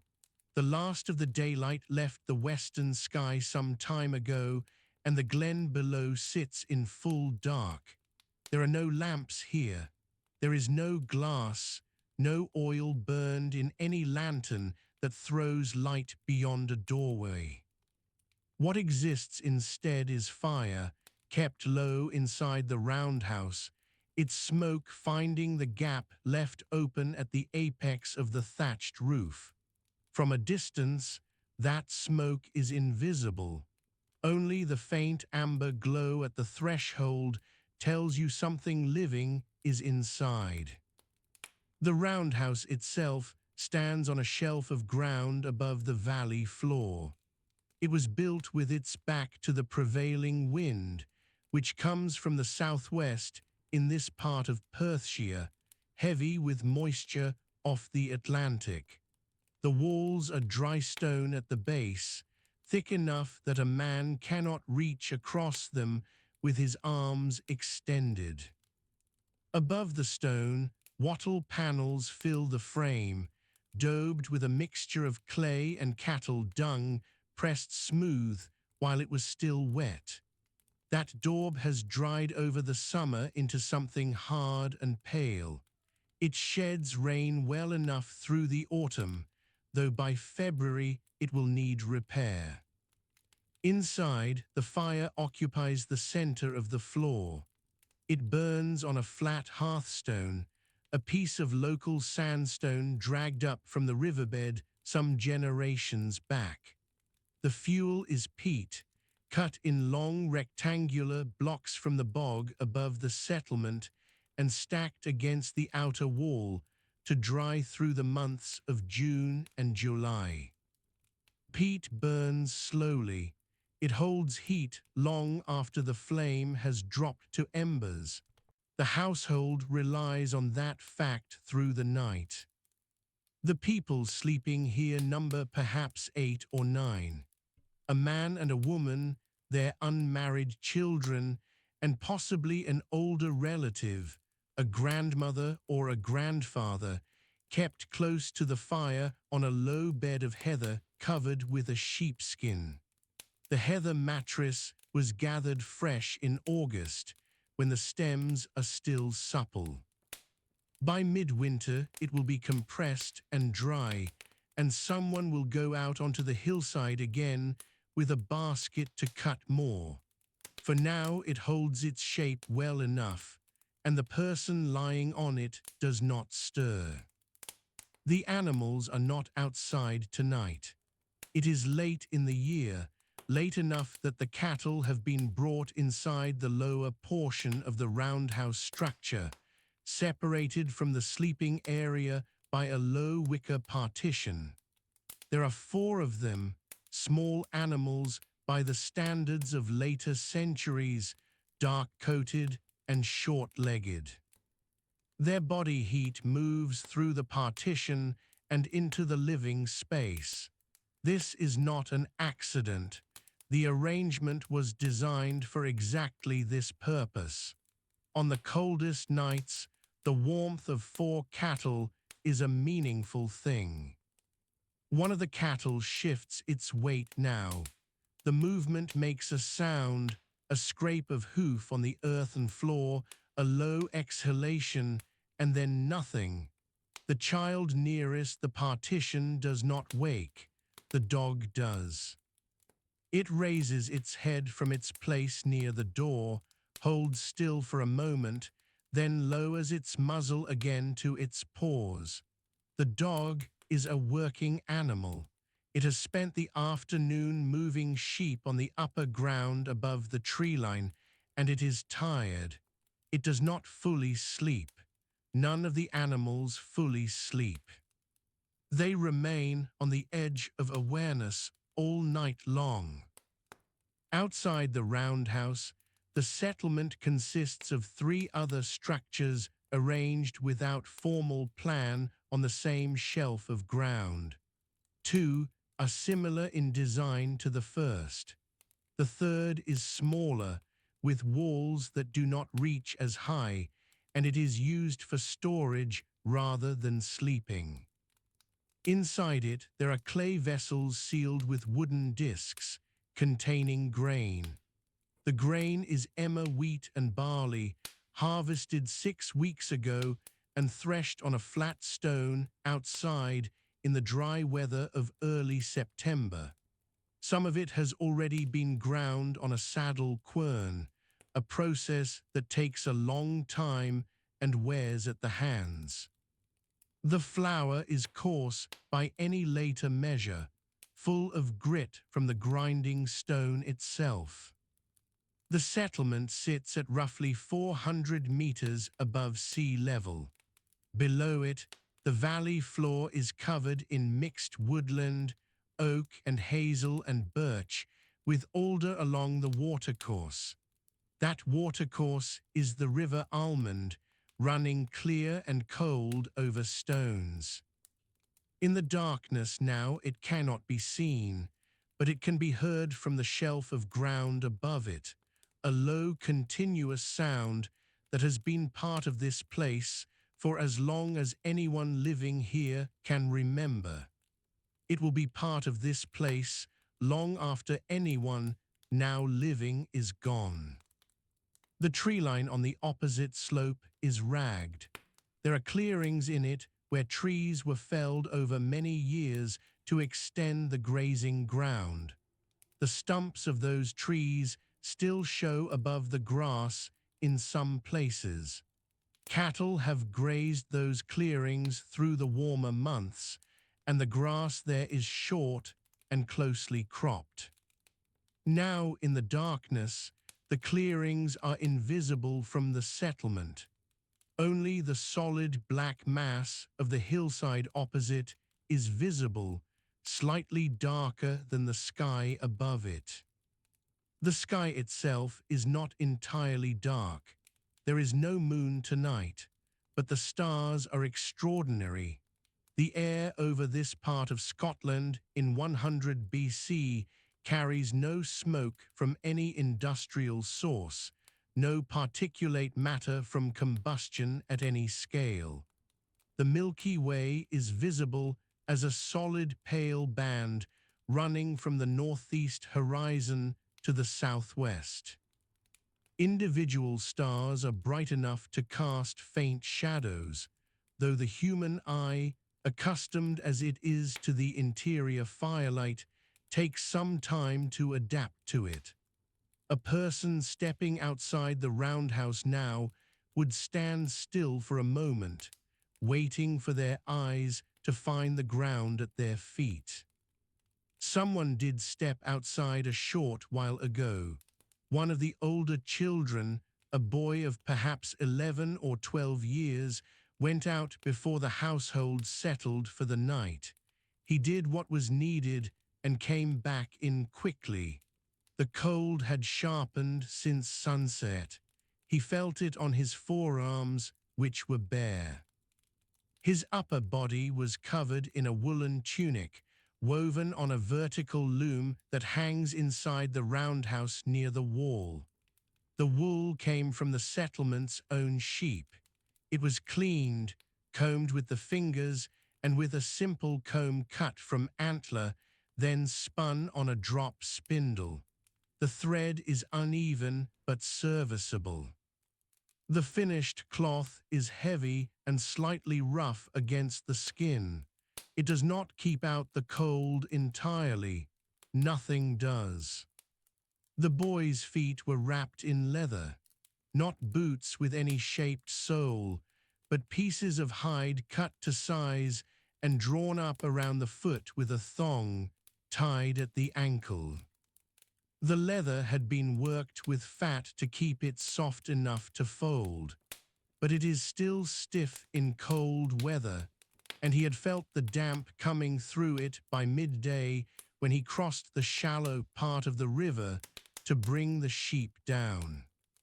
He is asleep now, close to the fire, one arm across a younger sibling. Outside, the watch is not formally kept in the way that a military settlement might organize it, but one adult does not fully sleep until late in the night. A woman sits close to the fire, her back against one of the main timber posts that carry the weight of the roof.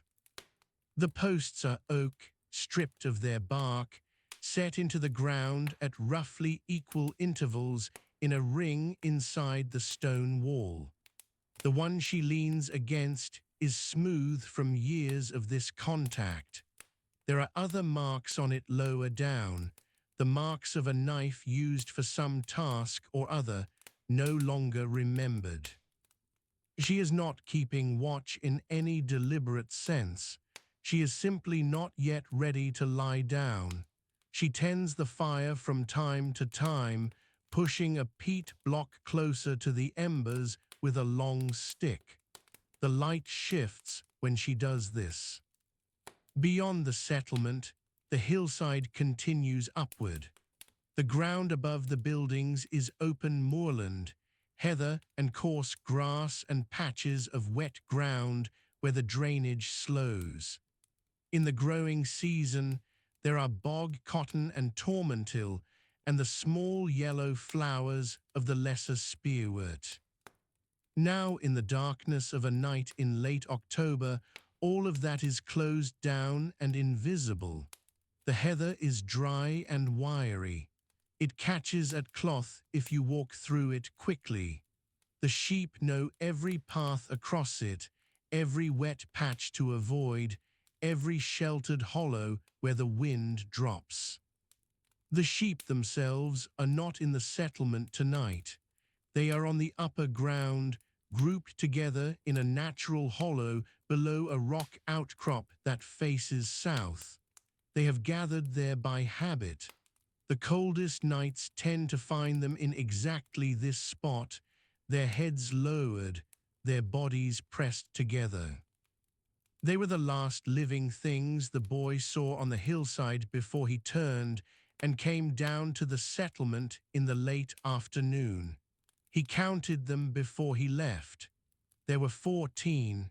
This is not a large flock by any measure, but it is enough. The wool, the occasional slaughter in autumn, the milk through the summer months. These animals are not decorative. Every one of them has a function, and the household knows each one by sight. The hill fort above the next valley is not visible from here. It stands on a prominent ridge roughly 4 kilometers to the northeast, a site of several dozen roundhouses enclosed by a timber palisade and a substantial earthwork bank. During the summer, people from this settlement walked there for exchange, bringing surplus wool and dried fish from the river, returning with items that could not be made locally. Iron for tools, objects worked from bronze that required a level of skill no one in this settlement possessed. The ironwork is simple: a blade, a pin, a small hook. These things do not wear out quickly, and when they do, someone makes the walk again. That hilltop settlement is quiet now too. Its fires are low. Its animals are settled. The timber palisade that runs around its perimeter is dark against the sky, interrupted at one point by the entrance gap that faces east. A dog there is barking at something in the trees below the bank. It has been barking for perhaps 2 minutes. Then it stops. The trees hold whatever it was, and the hilltop returns to silence. Down in the glen, the river continues. A brown trout holds its position in the deep pool below the bend, facing upstream, almost motionless. It has been in this pool since before the last frost. It will stay until the river changes, or until something disturbs it, or until a man with a spear stands very still on the bank above it in the grey light of an early morning. That has not happened yet. The night is not close to ending. The fire in the roundhouse on the hillside shelf has dropped to a red glow at its center, just visible through the gap at the base of the doorframe where the leather hanging does not quite meet the ground. The woman by the post is still sitting. Her breathing has become slow. She may be asleep now, or she may be watching the embers. In this light, it is not possible to tell the difference. The wind has dropped since the middle of the evening. The heather is still. The hazel branches at the edge of the tree line below the settlement are not moving. Somewhere in those hazels, a tawny owl has